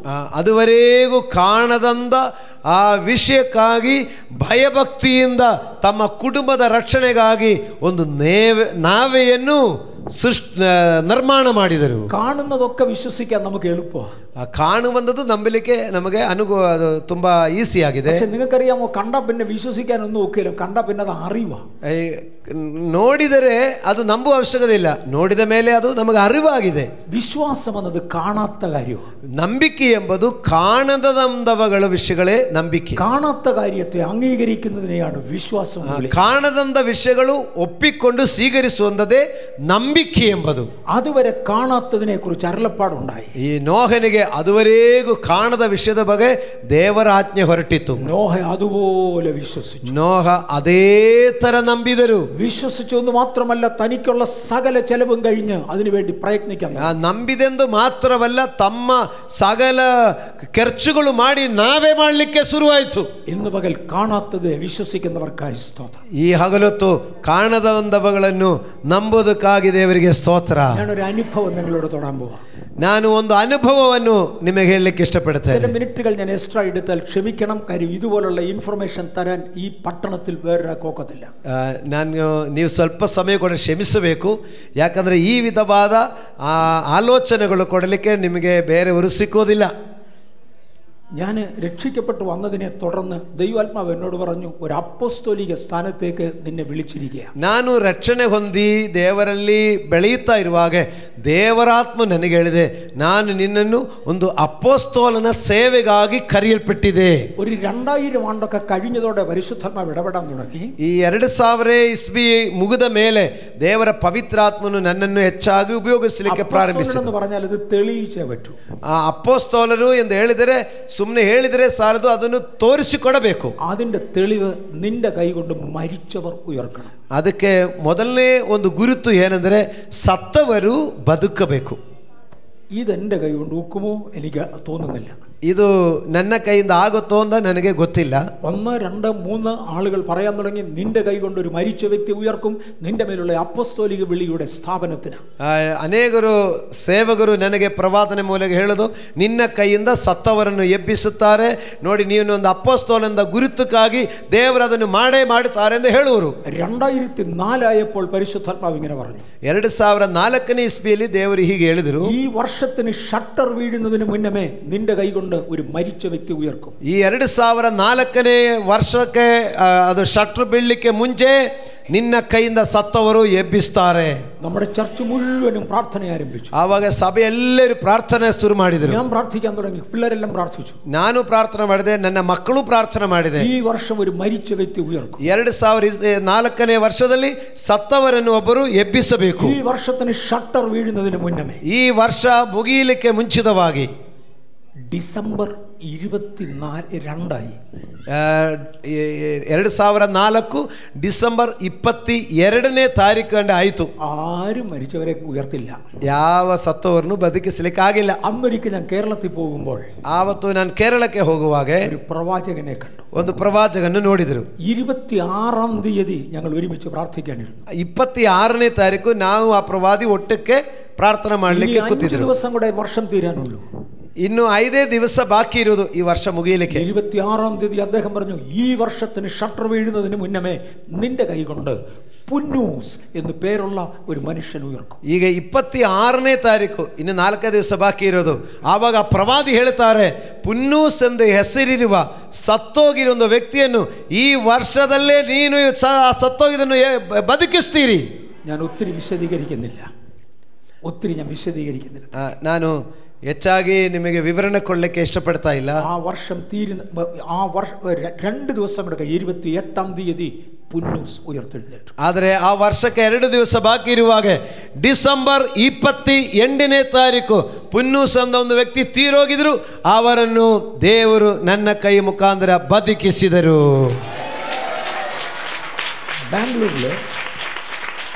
ബാംഗ്ലൂരിലെ വോക്കട്സ് ഹോസ്പിറ്റലിലെ സംഭവം നടന്നത്. ബാംഗ്ലൂരിലെ വോക്കട്സ് ഹോസ്പിറ്റൽ, ಇದು ಬೆಂಗಳೂರಲ್ಲಿರುವಂಥ ವೊಕಾರ್ಡ್ ಹಾಸ್ಪಿಟಲಲ್ಲಿ ಈ ಘಟನೆ ನಡೆದಿರೋದು. കാണാത്തതിനെ കുറിച്ച് അരുളപ്പാടുണ്ടായാൽ വിശ്വസിക്കുന്നു. ಕಾಣದ ವಿಷಯಗಳ ಬಗ್ಗೆ ಒಂದು ಪ್ರಕಟಣೆ ಸಿಕ್ಕುವಾಗ ನೀವು ಅದನ್ನು ನಂಬುವವರಾಗಿರಬೇಕು. നിങ്ങൾക്ക് മനസ്സിലാകുന്നുണ്ടോ? ನಿಮಗೆ ಅರ್ಥ ಆಗ್ತಾ ಇದೆಯಾ? വിശ്വാസവീരന്റെ ലക്ഷണങ്ങൾ ನಂಬಿಕೆಯ ವೀರರ ಗುರುತು ಹೇಳ್ತಾ ಇರೋದು. ഇന്ന് രാത്രിയിൽ ഒന്നാമത്തേത് ആരാധനയുടെ അതിശ്രേഷ്ഠത. ಮೊದಲನೇದಾಗಿ ನಾನು ಹೇಳಿದೆ, ಆರಾಧನೆಯಲ್ಲಿ ಅತಿಶ್ರೇಷ್ಠವಾದ ಆರಾಧನೆ ಅರ್ಪಿಸಬೇಕು. രണ്ടാമത്തേത് കാണാത്തതിനെ കുറിച്ച് അരുളപ്പാടുണ്ടായാൽ അതുപോലെ വിശ്വസിക്കുക. ಎರಡನೇದಾಗಿ ಕಾಣದ ವಿಷಯಗಳ ಬಗ್ಗೆ ಒಂದು ಪ್ರವಾದನೆ ಸಿಕ್ಕಿದರೆ, ಒಂದು ಪ್ರಕಟಣೆ ಸಿಕ್ಕಿದರೆ ಅದು ಹಾಗೆ ಆಗುತ್ತೆ ಎಂದು ಕಣ್ಣು ಮುಚ್ಚಿ ನಂಬಬೇಕು. ലോകക്കാർ നമ്മളെ പൊട്ടന്മാരെന്ന് വിളിക്കും. ಆದರೆ ಲೋಕದ ಜನರು ನಮ್ಮನ್ನು ಹುಚ್ಚರು ಎಂದು ಕರೆಯಬಹುದು. ബൈബിൾ പറയുന്നു ആത്മപൂർണ്ണൻ ഭ്രാന്തന. ബൈബിളിൽ ಹೇಳ್ತಾ ಇದೆ, ಆತ್ಮ ಸಂಪೂರ್ಣನು ಅವನು ಹುಚ್ಚನಿಗೆ ಸಮಾನನೇ. ഉണ്ടോ നിങ്ങളിൽ ചിലർ വിശ്വസിക്കുവാൻ? ನಿಮ್ಮಲ್ಲಿ ಕೆಲವರು ಇದ್ದೀರಾ ಹುಚ್ಚರೆಂದೇ ನಂಬಲಿಕ್ಕಿದ್ದೀರಾ? മൂന്നാമതൊരു വ്യക്തിത്വം ഹാനോക്ക. ಮೂರನೇ ವ್ಯಕ್ತಿ ಹಾನೋಕನು. വിശ്വാസത്താൽ ഹാനോക്ക് ദൈവത്തോടുകൂടെ നടന്നു. ನಂಬಿಕೆಯಿಂದ ಹಾನೋಕ್ ದೇವರ ಜೊತೆ ನಡೆದರು. ദൈവത്തോടുകൂടെ നടക്കുന്നവർക്ക് സ്തോത്രം. ದೇವರ ಜೊತೆಯಲ್ಲಿ ನಡೆಯುವರಿಗಾಗಿ ದೇವರಿಗೆ ಸ್ತೋತ್ರ. ദൈവത്തോടുകൂടെ നടക്കുക എന്ന് പറഞ്ഞാൽ ഒരു ഭയങ്കര കാര്യമാണ്. ದೇವರ ಜೊತೆಯಲ್ಲಿ ನಡೆಯಬೇಕೆಂಬುದ್ರೆ ಅದೊಂದು ಭಯಂಕರ ಕಾರ್ಯವಾಗಿದೆ. റെയ്ൻഹാർഡ് ബോംഗെ എന്ന് പറയുന്ന ഒരു മനുഷ്യൻ ഉണ്ടായിരുന്നു. ರೆನಾಲ್ಡ್ ബോംഗെ ಒಬ್ಬ ದೇವ ಸೇವಕರಿದ್ದರು. അദ്ദേഹം ആദ്യമായി ഇന്ത്യയിൽ വരുന്നത് ഹൈദരാബാദിലാണ്. ಅವರು ಈ ಭಾರತ ದೇಶಕ್ಕೆ ಮೊಟ್ಟ ಮೊದಲಾಗಿ ಬಂದಿರುವುದು ಹೈದರಾಬಾದಲ್ಲಿ ಬಂದರು. എൻ്റെ മൂത്ത മകൻ ഹൈദരാബാദിൽ അദ്ദേഹത്തിന്റെ മീറ്റിംഗിന് പങ്കെടുക്കാൻ പോയി. ನನ್ನ ದೊಡ್ಡ ಮಗನು ಹೈದರಾಬಾದಲ್ಲಿ ಆ ಮೀಟಿಂಗ್ ಅಲ್ಲಿ ಭಾಗವಹಿಸಲಿಕ್ಕೆ ಹೋದರು. ചർച്ചിൽ നിന്ന് ഒരു 5-6 പേര് ഒരുമിച്ച് ഒരു കാർ എടുത്ത് അവരെല്ലാം കൂടെയാണ് ಹೈದರಾಬಾದಿൽ പോയി. ಈಗ ಚರ್ಚಿಂದ ಒಂದು ಕಾರು ಮಾಡಿಕೊಂಡು 5-6 ಜನ ಆ ಮೀಟಿಂಗ್ ಅಲ್ಲಿ ಹೋದರು. അവിടെ ചെന്നപ്പോൾ ജന്മനാൽ കണ്ണില്ലാത്തവരുടെ കണ്ണു വരുന്നു. ಅಲ್ಲಿ ನೋಡಿದರೆ ಹುಟ್ಟಿದ್ರಿಂದಲೇ ಕಣ್ಣಿಲ್ಲದವರಿಗೆ ಕಣ್ಣು ಸೃಷ್ಟಿಯಾಗ್ತಾ ಇದೆ. ജന്മനാൽ ചെവിയില്ലാത്തവരുടെ ചെവി ഉണ്ടായി. ಹುಟ್ಟುವಾಗಲೇ ಕಿವಿ ಕೇಳದವರು ಅಲ್ಲಿ ಕಿವಿ ಕೇಳಿಸ್ತಾ ಇದೆ. ഇതെല്ലാം കൂടെ കണ്ടപ്പോൾ എൻ്റെ മോൻ അങ്ങ് ആർത്തി ഇളകി. ಇದನ್ನು ನೋಡುವಾಗ ನನ್ನ ಮಗನಿಗೆ ತುಂಬಾ ಒಂದು ಆಸೆ ಬಂದಿತ್ತು. അവൻ ഹൈദരാബാദിൽ നിന്ന് എന്നെ വിളിച്ചു, ഡാഡി. ಅವರು ಹೈದರಾಬಾದಿಂದ ಫೋನ್ ಮಾಡಿದೆ, ഡാഡി എങ്ങനെങ്കിലും റെയ്നാർഡ് ബോംഗെ ഒന്ന് കൈവച്ച് പ്രാർത്ഥിക്കാൻ എനിക്കൊരു അവസരം കിട്ടണം. ಡಾಡಿ ಹೇಗಾದರೂ ಆ ರೆನಾಲ್ಡ್ ಬೊಂಗೆ ಎಂಬ ಸೇವಕರು ನನ್ನ ತಲೆ ಮೇಲೆ ಕೈಯಿಟ್ಟು ಪ್ರಾರ್ಥಿಸಲಿಕ್ಕೆ ನನಗೊಂದು ಅವಕಾಶ ಮಾಡಿಕೊಡಿ. വീൽ ചെയറിൽ വന്നവർ സൗഖ്യമായി എഴുന്നേറ്റ് നടക്കുന്നു. വീൽ ചെയർ ലോറി കണക്കിന് പിറക്കിക്കൊണ്ടുപോകുന്നു. ಹೀಗೆ ವೀಲ್ ಚೇರ್ ಅಲ್ಲಿ ಬಂದವರು ವೀಲ್ ಚೇರ್ ಬಿಟ್ಟು ನಡ್ಕೊಂಡು ಹೋಗ್ತಾರೆ. ಲಾರಿ ಲೆಕ್ಕದಲ್ಲಿ ವೀಲ್ ಚೇರ್ ಲೋಡ್ ಮಾಡಿಕೊಂಡು ಹೋಗ್ತಾ ಇದ್ದಾರೆ. ഇതുപോലൊരു ദൈവകൃപ ഇന്ത്യയിൽ കണ്ടിട്ടില്ല. ಈ ತರ ಒಂದು ಅದ್ಭುತ ಈ ಭಾರತ ದೇಶದಲ್ಲಿ ಇದುವರೆ ಕಾಣಲೇ ಇಲ್ಲ. ബോംഗെ എൻ്റെ തലയിൽ ഒന്ന് കൈവച്ച് പ്രാർത്ഥിക്കണം. ರೆನಾಲ್ಡ್ ಬೊಂಗೆ ನನ್ನ ಮೇಲೆ ಒಂದು ಕೈ ಇಟ್ಟು ಪ್ರಾರ್ಥನೆ ಮಾಡಬೇಕು. ഞാൻ എന്ത് ചെയ്യാനാ, ഞാൻ ബാംഗ്ലൂരിലിരിക്കുക. ಅದಕ್ಕೆ ಮಗನಿಗೆ ನಾನು ಹೇಳಿದೆ, ನಾನು ಬೆಂಗಳೂರಲ್ಲಿ ಇದ್ದೀನಿ, ನಾನೇನು ಮಾಡ್ಲಿಕ್ಕಾಗತ್ತೆ. ഞാൻ പറഞ്ഞു, മോനെ ബോംഗെയുടെ സെക്രട്ടറി ആരോന്ന് അന്വേഷിച്ചു. ನಾನು ಕೇಳಿದೆ, ಆ ರೊನಾಲ್ಡ್ ബോಂಗೆದು സെക്രട്ടറി ಯಾರಾಗಿದ್ದಾರೆ ಎಂದು ಸ್ವಲ್ಪ ನೀವು ತಿಳ್ಕೊಳ್ಳ್ರಿ. ഇന്ത്യയിൽ അദ്ദേഹം വരുമ്പോൾ ചിലപ്പോൾ എനിക്ക് പരിചയമുള്ള റോൺ എന്ന് പറയുന്ന ഒരാൾ ഇദ്ദേഹത്തിൻ്റെ സെക്രട്ടറി ആയിട്ട് വരാറുണ്ട്. ಭಾರತ ದೇಶದಲ್ಲಿ ಅವರು ಬರುವಾಗ ನನಗೆ ಪರಿಚಯ ಇರುವಂಥದ್ದು ಸೆಕ್ರೆಟರಿ ಇದ್ದಾರೆ, ರೋನ್ ಎಂದ ಹೆಸರಿರುವಂಥ ಸೆಕ್ರೆಟರಿ ಇದ್ದಾರೆ. ಅದಕ್ಕೆ ಯಾರು ಅಂತ ಸ್ವಲ್ಪ ನೀವು ತಿಳ್ಕೊಳ್ರಿ ಅಂತ ಹೇಳಿದ್ರು. പക്ഷേ റോൺ ആണെങ്കിൽ നീ എൻ്റെ മോനാണെന്ന് പറ. ಈಗ ಅವರ ಸೆಕ್ರೆಟರಿ ರೋನ್ ಆಗಿದ್ದರೆ ನೀವು ಹೇಳು, ಈಗ ഡാഡിದು ಮಗನೊಂದು ನೀನು ಹೇಳು, ನನ್ನ ಬಗ್ಗೆ. എന്നേക്കാൾ കൂടുതൽ അറിയുന്നത് നിന്റെ അമ്മയുടെ ബ്രദറിനെയാണ്, ആ ആളിൻ്റെ നെവിയാണെന്നൊന്ന് പറ. ಈಗ ಅದಕ್ಕೆ ನೀವು ಆ ರೋನ್ ಅವರನ್ನು ಸ್ವಲ್ಪ ನೀವು ಪರಿಚಯ ಮಾಡಬೇಕಾದ್ರೆ ನಿಮ್ಮ അമ്മയുടെ ബ്രദർ, ನಿಮ್ಮ ನನ್ನ ತಾಯಿಯ ಸಹೋದರನಾಗಿದ್ದಾರೆ ಎಂದು ನೀನು ಸ್ವಲ್ಪ ಹೇಳಿರಿ. മോൻ ചെന്ന് അന്വേഷിച്ചപ്പോൾ റോണ സെക്രട്ടറി. ನನ್ನ ಮಗನು ಅಲ್ಲಿ ಹೋಗಿ ವಿಚಾರಿಸಿರುವಾಗ ರೊನಾಲ್ಡ್ ಬೊಂಗೆ ಅವರದ್ದು ಸೆಕ್ರೆಟರಿ ಬಂದು ರೋನ್ ಎಂಬವರೇ ಸೆಕ್ರೆಟರಿ ಆಗಿದ್ದಾರೆ. റോണിൻ്റെ അടുക്ക ചെന്ന് പറഞ്ഞു, ഞാൻ എം.എ. വർഗീസിന്റെ മോന. ಈಗ ಅಲ್ಲಿ ಹೋಗಿ ಹೇಳಿದ್ರು, ನಾನು ಎಂ.ಎ. ವರ್ಗೀಸ್ ಅವ್ರದ್ದು ಮಗನಾಗಿದ್ದೇನೆ. ಎ.ಕೆ. ജോണിന്റെ നെഫ്യൂ. ಎ.ಕೆ. ಜೋನಿಂದ ಮಾಮನ್ ಮಗನಾಗಿದ್ದೇನೆ. അദ്ദേഹത്തിന് വലിയ ಇಷ್ಟമായി ಕೆಟ್ಟಿಪಿಡಿച്ചു ರೂಮಿಗೆ. ರೋನ್ ಬೇಗ ತಪ್ಪಿಕೊಂಡು ಒಂದು ಮುದ್ದಿಟ್ಟು ಬಿಟ್ಟು, ಓ ತುಂಬಾ ಚೆನ್ನಾಗಿದೆ ಅಂತ ಹೇಳಿದ್ರು. മോനെ നിന്നെ കണ്ടത് ഭയങ്കര സന്തോഷം. ಓ ಮಗನೇ, ನೀವು ನೋಡಿದಕ್ಕೆ ಬಹಳ ಸಂತೋಷ. ഞാൻ നിനക്ക് എന്തോ ചെയ്തു തരണം. ನಾನು ನಿನಗೆ ಏನು ಮಾಡಬೇಕು ಅಂತ ಕೇಳಿದೆ. അവൻ പറഞ്ഞു, എനിക്ക് റെയ്നാർഡ് ബോംഗെ ഒന്ന് കണ്ട് അദ്ദേഹത്തിന്റെ കൈ വെച്ച് എനിക്ക് വേണ്ടി ഒന്ന് പ്രാർത്ഥിക്കണം. ನನಗೆ ಏನು ಬೇಡ, ರೆನಾಲ್ಡ್ ಬೊಂಗೆ ಒಂದು ನೋಡಿ ಮಾತಾಡಿಸ್ಬೇಕು, ಅವರ ಕೈ ನನ್ನ ತಲೆ ಮೇಲೆ ಇಟ್ಟೊಂದು ಪ್ರೇಯರ್ ಮಾಡಿಸ್ಬೇಕು. റോൺ പറഞ്ഞ മറുപടി കേൾക്കണം. ಆ ರೋನ್ ಹೇಳಿದ ಬದಲೇನಿದೆ ಗೊತ್ತಾ ನಿಮಗೆ? മോനെ അങ്ങേര് ചെയ്യത്തില്ല. ಅವ್ರ ಮಗನೇ, ಅವರು ಮಾಡಲ್ಲ, നിന്നെ കാണത്തില്ല, ನಿನ್ನ ನೋಡಲ್ಲ. നിന്നെ കണ്ടുകൊണ്ടിരുന്ന നിന്നെ പോലെ പലരും വരും കാണാൻ. ನಿನ್ನ ಹಾಗೆ ಎಷ್ಟೋ ಜನ ನೋಡ್ಲಿಕ್ಕೆ ಬರ್ತಾರೆ. അതിനെ കണ്ടുകൊണ്ടിരുന്നാൽ നീ ഞാനും പ്രസംഗിക്കുന്ന പോലെ ഇരിക്കും. വൈകിട്ട് റോൺ പ്രസംഗിക്കും, ബോംബെ പ്രസംഗിക്കും. ಯಾಕಂದರೆ ನಿನ್ನನ್ನು ನೋಡಿ ನಿನ್ನ ಹತ್ರ ಮಾತಾಡಿಕೊಂಡಿದ್ದರೆ ನಾನು ನೀನು ಮಾತಾಡೋ ಥರ ಇರುತ್ತದೆ ಅವರದ್ದು ಸಾಯಂಕಾಲದ ಪ್ರಸಂಗ. ಅದರಿಂದ ಅವರು ಪ್ರಸಂಗ ಮಾಡಲಿಕ್ಕೆ ಇರೋದ್ರಿಂದ ನಿನ್ನ ಹತ್ರ ಮಾತಾಡ. അയാൾ ദൈവത്തോടുകൂടെ നടക്കുക. ಅವರು ದೇವರ ಜೊತೆಯಲ್ಲಿ ನಡೀತಾ ಇದ್ದಾರೆ. ആരോടും മിണ്ടത്തില്ല. ಅಗತ್ಯ ಇಲ್ಲದೆ ಯಾರ ಹತ್ರ ಮಾತಾಡಲ್ಲ. പകൽ മുഴുവനും ദൈവത്തോടുകൂടെ നടക്കുക. ಹಗಲು ಪೂರ್ತಿ ದೇವರ ಜೊತೆಯಲ್ಲೇ ಅವರು ನಡೀತಾರೆ. സാധാരണ മനുഷ്യനോട് മിണ്ടത്തില്ല. ಸಾಧಾರಣ ಮನುಷ್ಯರ ಹತ್ರ ಅವರು ಹಗಲೊತ್ತು ಮಾತಾಡಲ್ಲ. അതുകൊണ്ടാണ് വൈകിട്ട് എഴുന്നേറ്റ് എന്ന് പ്രാർത്ഥിക്കുമ്പോൾ വീൽ ചെയർ പേഷ്യന്റ് എഴുന്നേൽക്കുന്നത്. ಆದ್ದರಿಂದಲೇ ಸಂಜೆ ಮೀಟಿಂಗ್ ಅಲ್ಲಿ ಅವರು ಎದ್ದು ನಿಲ್ಲುವಾಗ ವೀಲ್ ಚೇರ್ಗಳು ಬಿಟ್ಟು ರೋಗಿಗಳು ಸ್ವಸ್ಥವಾಗೋದು. ദൈവത്തോടുകൂടെ നടന്നു. ಅವರು ಹಾನೋಕನು ದೇವರ ಜೊತೆ ನಡೆದರು. ഇന്ന് പകൽ നിങ്ങളിൽ ആരെങ്കിലും ഉണ്ടോ ദൈവത്തോടുകൂടെ നടക്കുവാൻ? ಈ ಹಗಲೊತ್ತು ನಿಮ್ಮಲ್ಲಿ ಯಾರಾದರೂ ಇದ್ದೀರಾ ದೇವರ ಜೊತೆಯಲ್ಲಿ ನಡೆಯುವರಾಗಿ? ഒരു വിശ്വാസവീരന്റെ മൂന്നാമത്തെ ലക്ഷണമാണ് നമ്മൾ തൊടുന്നത്. ಒಂದು ವಿಶ್ವಾಸ ವೀರನ ಒಂದು ಮೂರನೇ ಲಕ್ಷಣ ನಾವು ಹೇಳಿರೋದು ಹೀಗೆ. ദൈവത്തിന്റെ വലിയ കൃപയാൽ എനിക്ക് ഒരുപാട് പുതിയ വെളിപ്പാടുകൾ കർത്താവ് ദൈവവചനത്തിൽ തരാറുണ്ട്. ಈ ದಿನಗಳಲ್ಲಿ ದೇವರು ನನಗೆ ಹೊಸ ಹೊಸ ಅನೇಕ ಪ್ರಕಟಣೆಗಳು ಕೊಡುವನಾಗಿದ್ದಾರೆ. ഞാൻ ഇന്ന് രാവിലെ ബാംഗ്ലൂരിലെ എൻ്റെ സഭായോഗത്തിന് പറഞ്ഞു. ನಾನು ಇವತ್ತು ಬೆಳಗ್ಗೆ ನನ್ನ ಬೆಂಗಳೂರಿನ ಫಸ್ಟ್ ಆರಾಧನೆಯಲ್ಲಿ ನಾನು ಹೇಳಿದೆ, സാധാരണ ഒരു വീട്ടിൽ സിനിമ പാട്ട് വെക്കാതെ ക്രിസ്ത്യൻ ഗാനം വെക്കുന്നത് വീടുകളുടെ പതിവാണ്. ಈಗ ಸಾಧಾರಣ ಕ್ರೈಸ್ತವ ಮಕ್ಕಳ ಕುಟುಂಬಗಳಲ್ಲಿ ಪಿಕ್ಚರ್ ಹಾಡು ಹಾಕಲ್ಲ, ಆದರೆ ಕ್ರಿಶ್ಚಿಯನ್ ಹಾಡುಗಳು ಹಾಕೋದೊಂದು ರೂಢಿ ಇದೆ. പക്ഷെ എൻ്റെ വീട്ടിൽ ഞാൻ ഉള്ളപ്പം ഒരു ക്രിസ്ത്യൻ പാട്ട് വെക്കാൻ ഞാൻ സമ്മതിക്കത്തില്ല. ಆದರೆ ನನ್ನ ಮನೆಯಲ್ಲಿ ನಾನಿರುವಾಗ ಒಂದು ಕ್ರಿಶ್ಚಿಯನ್ ಹಾಡು ಕೂಡ ಹಾಡಲಿಕ್ಕೆ ನಾನು ಬಿಡಲ್ಲ. എന്നോട് ദൈവം സംസാരിക്കും. ಯಾಕಂದ್ರೆ ನನ್ನೊಂದಿಗೆ ದೇವರು ಮಾತಾಡ್ತಾ ಇದ್ದಾರೆ. ഞാൻ ദൈവ ശബ്ദം കേൾക്കണോ പാട്ട് കേൾക്കണോ? ನಾನು ಆ ದೇವರ ಶಬ್ದಕ್ಕೆ ಗಮನಿಸಬೇಕಾ, ನಾನು ಇಲ್ಲಿ ಹಾಡು ಕೇಳಬೇಕಾ? പൊതുവെ കൺവെൻഷന് പ്രസംഗിച്ചുകൊണ്ടിരുന്ന ആളാ. ನಾನು ಕನ್ವೆನ್ಷನ್ ಮೀಟಿಂಗ್ಗಳಲ್ಲಿ ಪ್ರಸಂಗ ಮಾಡಿದ ವ್ಯಕ್ತಿ. ഏത് കൺവെൻഷന് പോയാലും 1-2 പേര് അവരുടെ പുതിയ കാസറ്റുകൾ റിലീസ് ചെയ്യുന്ന പതിവുണ്ട്. ಯಾವುದೇ ಕನ್ವೆನ್ಷನ್ಗೆ ಹೋಗುವಾಗ ಹೊಸ ಒಂದು CD ಕ್ಯಾಸೆಟ್ಗಳು ರಿಲೀಸ್ ಮಾಡೋದುಂಟು. ആ എല്ലാവരും എനിക്കൊരു കോപ്പി ചുമ്മാ തരും. ಆ ರಿಲೀಸ್ ಮಾಡುವಾಗ ನನಗೊಂದು ಕಾಪಿ ಫ್ರೀ ಆಗಿ ಕೊಡ್ತಾರೆ. ഞാൻ അങ്ങനെ കൊണ്ട് എൻ്റെ ഭാര്യയുടെ കൊടുക്കും. ನಾನು ಅದನ್ನು ತಕೊಂಡೋಗಿ ನನ್ನ ಹೆಂಡತಿ ಕೈಲಿ ಕೊಡೋರು. ഞാൻ ഇല്ലാത്തപ്പം വെച്ച് കേട്ടോ.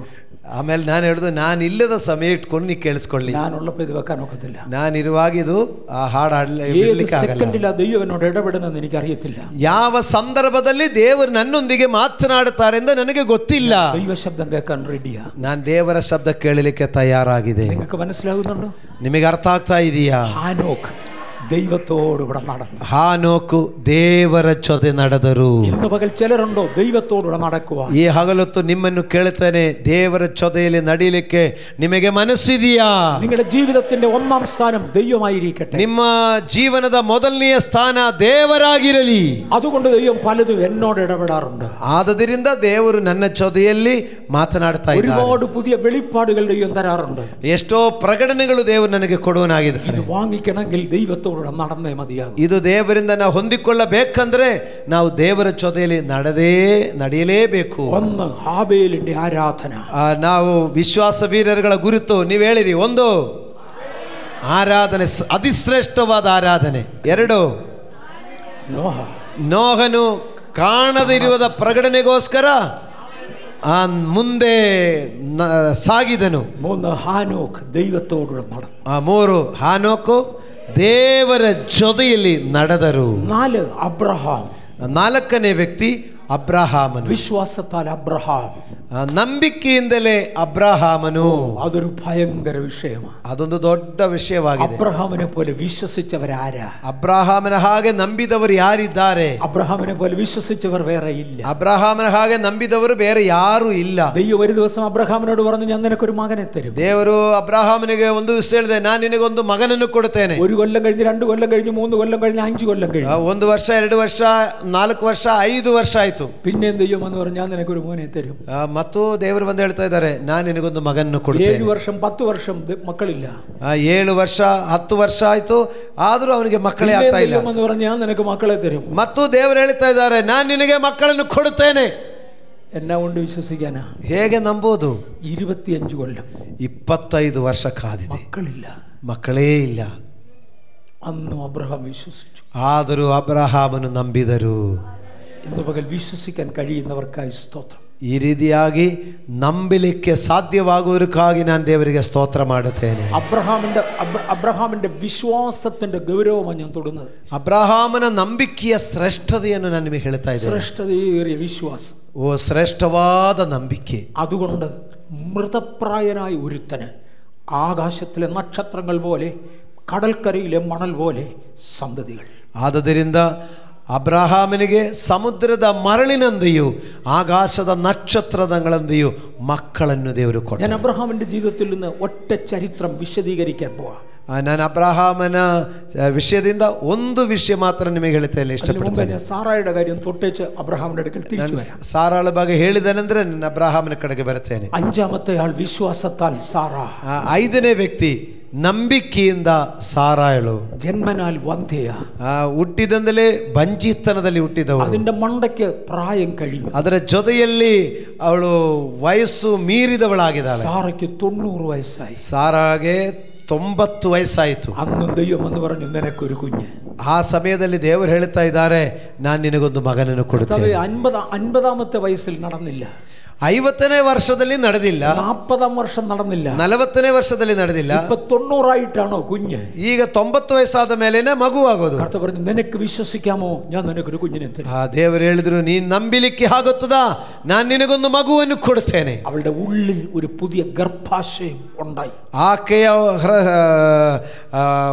ಹೊಟ್ಟೆಯಲ್ಲಿ ಒಂದು ಹೊಸ ಗರ್ಭದ ಚೀಲೆ ಸೃಷ್ಟಿಯಾಯಿತು.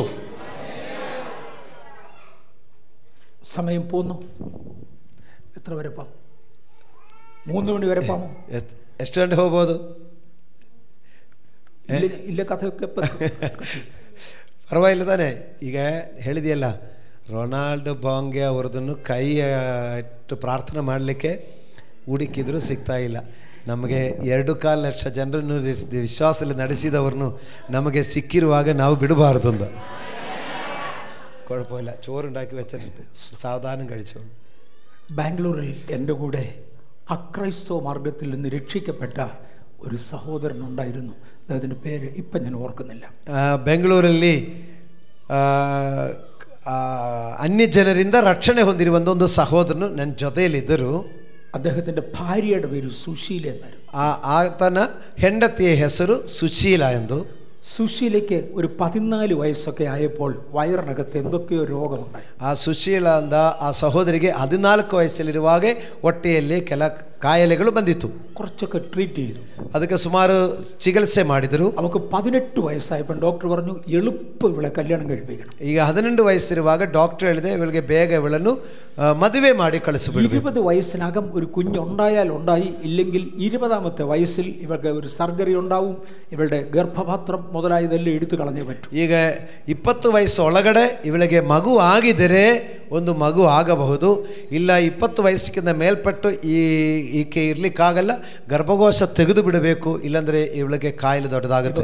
ಕ್ಯಾನ್ಸರ್ ಆರಂಭಿക്കുക. ಆ ಹುಡುಗಿಗೆ ಕ್ಯಾನ್ಸರ್ ಆಗಿತ್ತು. ഒരു കുഞ്ഞിനു വേണ്ടി മാത്രം 20 വയസ്സ് വരെ ഇഞ്ചക്ഷനും ട്രീറ്റ്മെന്റും കൊണ്ടും കഴിയാം. ಈಗ ಒಂದು ಮಗು ಆಗಲಿಕ್ಕೋಸ್ಕರ 20 ವಯಸ್ಸು ತನಕ ಮಾತ್ರೆ ಮತ್ತು ಇಂಜೆಕ್ಷನ್ ಅಲ್ಲಿ ಅವಳನ್ನು ಸ್ವಲ್ಪ ನಾ ಕಾಪಾಡಿಕೊಂಡು ಬರ್ತೇನೆ. 18ാമത്തെ വയസ്സിൽ വിവാഹം കഴിഞ്ഞു. 19ാമത്തെ വയസ്സിൽ 2 കുഞ്ഞുങ്ങൾ ട്വിൻസ് അവൾക്കുണ്ടായി.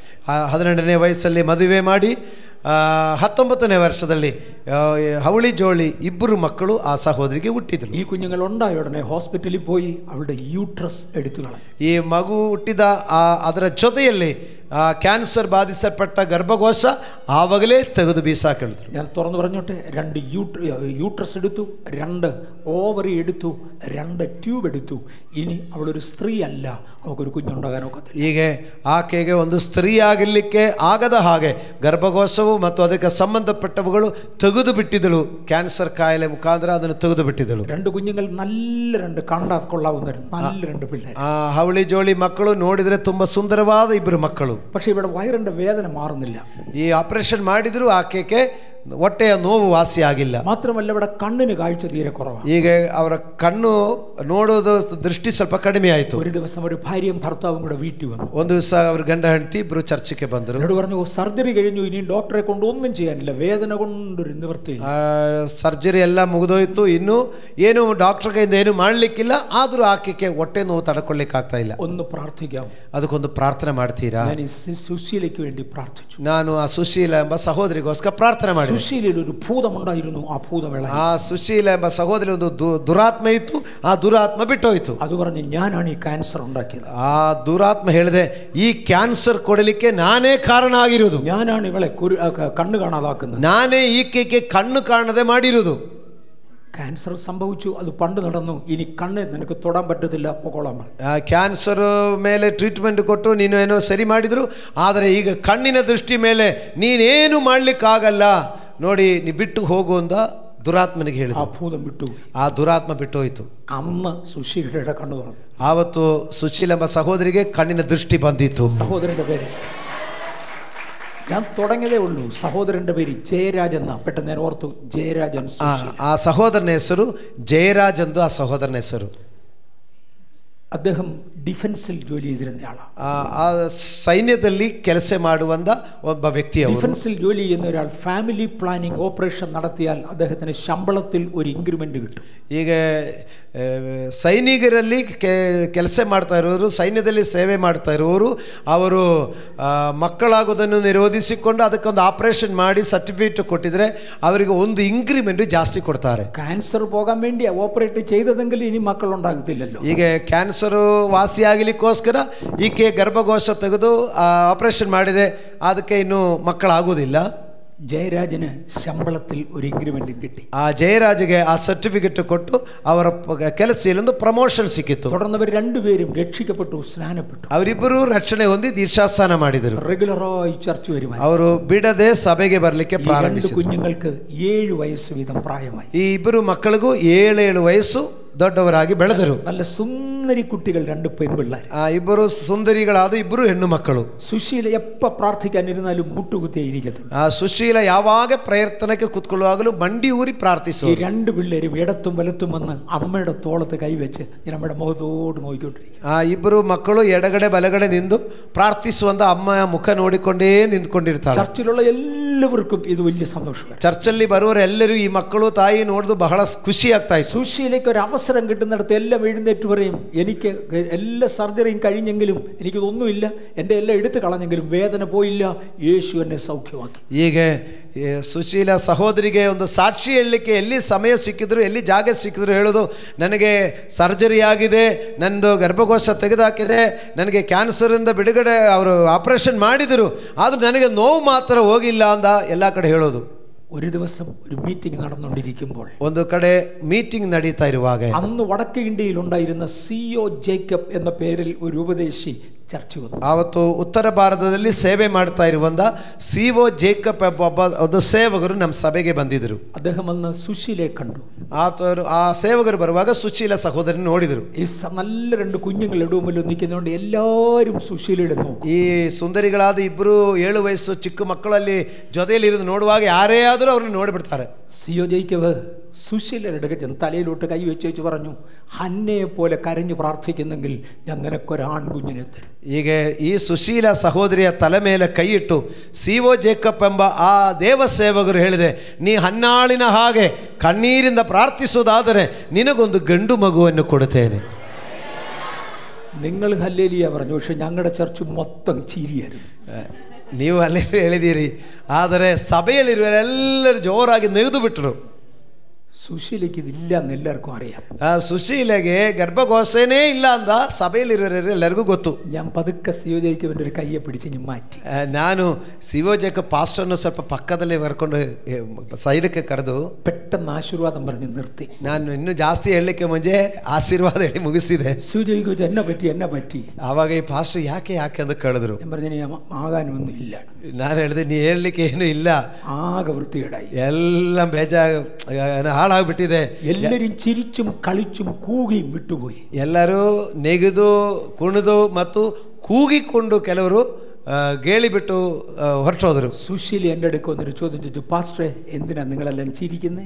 ಆವಾಗ ಸುಶೀಲ ನನ್ನ ಬಳಿಗೆ ಬಂದು ಕೇಳಿದೆ, ಪಾಸ್ಟರ್ ನೀವೆಲ್ಲ ಯಾಕೆ ಎಲ್ಲರೂ ನಿಗದಿತಾ ಇದ್ದೀರಾ? എനിക്കൊരു ആൺകുഞ്ഞിനെ കിട്ടിയാൽ കൊള്ളാമെന്ന് ആശയുണ്ട്, ഞാൻ പ്രാർത്ഥിച്ചുകൊണ്ടിരിക്കുന്നു. ನನಗೆ ಒಂದು ಗಂಡು ಮಗು ಬೇಕು ಅಂತ ಆಸೆ ಇದೆ, ನಾನು ಪ್ರೇಯರ್ ಮಾಡ್ತಾ ಇದ್ದೀನಿ. ഇപ്പൊ തരാമെന്ന് ദൈവം പറഞ്ഞപ്പോ നിങ്ങൾ എന്തിനാ ചിരിക്കുന്നേ? ಈಗ ಕೊಡ್ತೇನೆ ಅಂತ ದೇವರು ಹೇಳುವಾಗ ನೀವು ಯಾಕೆ ನೆಗಿತೀರಾ? ഞാൻ പറഞ്ഞു ചുമ്മാ ഇരു, സുശീലയ്ക്ക് അറിഞ്ഞൂടെ?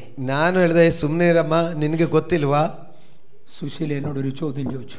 ಆವಾಗ ಸುಶೀಲ ಎಂಬ ಸಹೋದರಿ ನನಗೊಂದು ಪ್ರಶ್ನೆ ಕೇಳಿದ್ರು. മരിച്ച് 4 ദിവസം കഴിഞ്ഞ് ലാസറിനെ യേശു ഉയർപ്പിച്ചെന്ന് പാസ്റ്ററല്ലേ ഇവിടെ പ്രസംഗിച്ചു? ಸತ್ತ ಲಾಜರನ್ನು 4ನೇ ದಿವಸದ ಅನಂತರ ಯೇಸು ಎಬ್ಬಿಸಿದೆ ಎಂಬುದು ಪಾಸ್ಟರ್ ನೀವು ತಾನೇ ಪ್ರಸಂಗ ಮಾಡಿದೆ.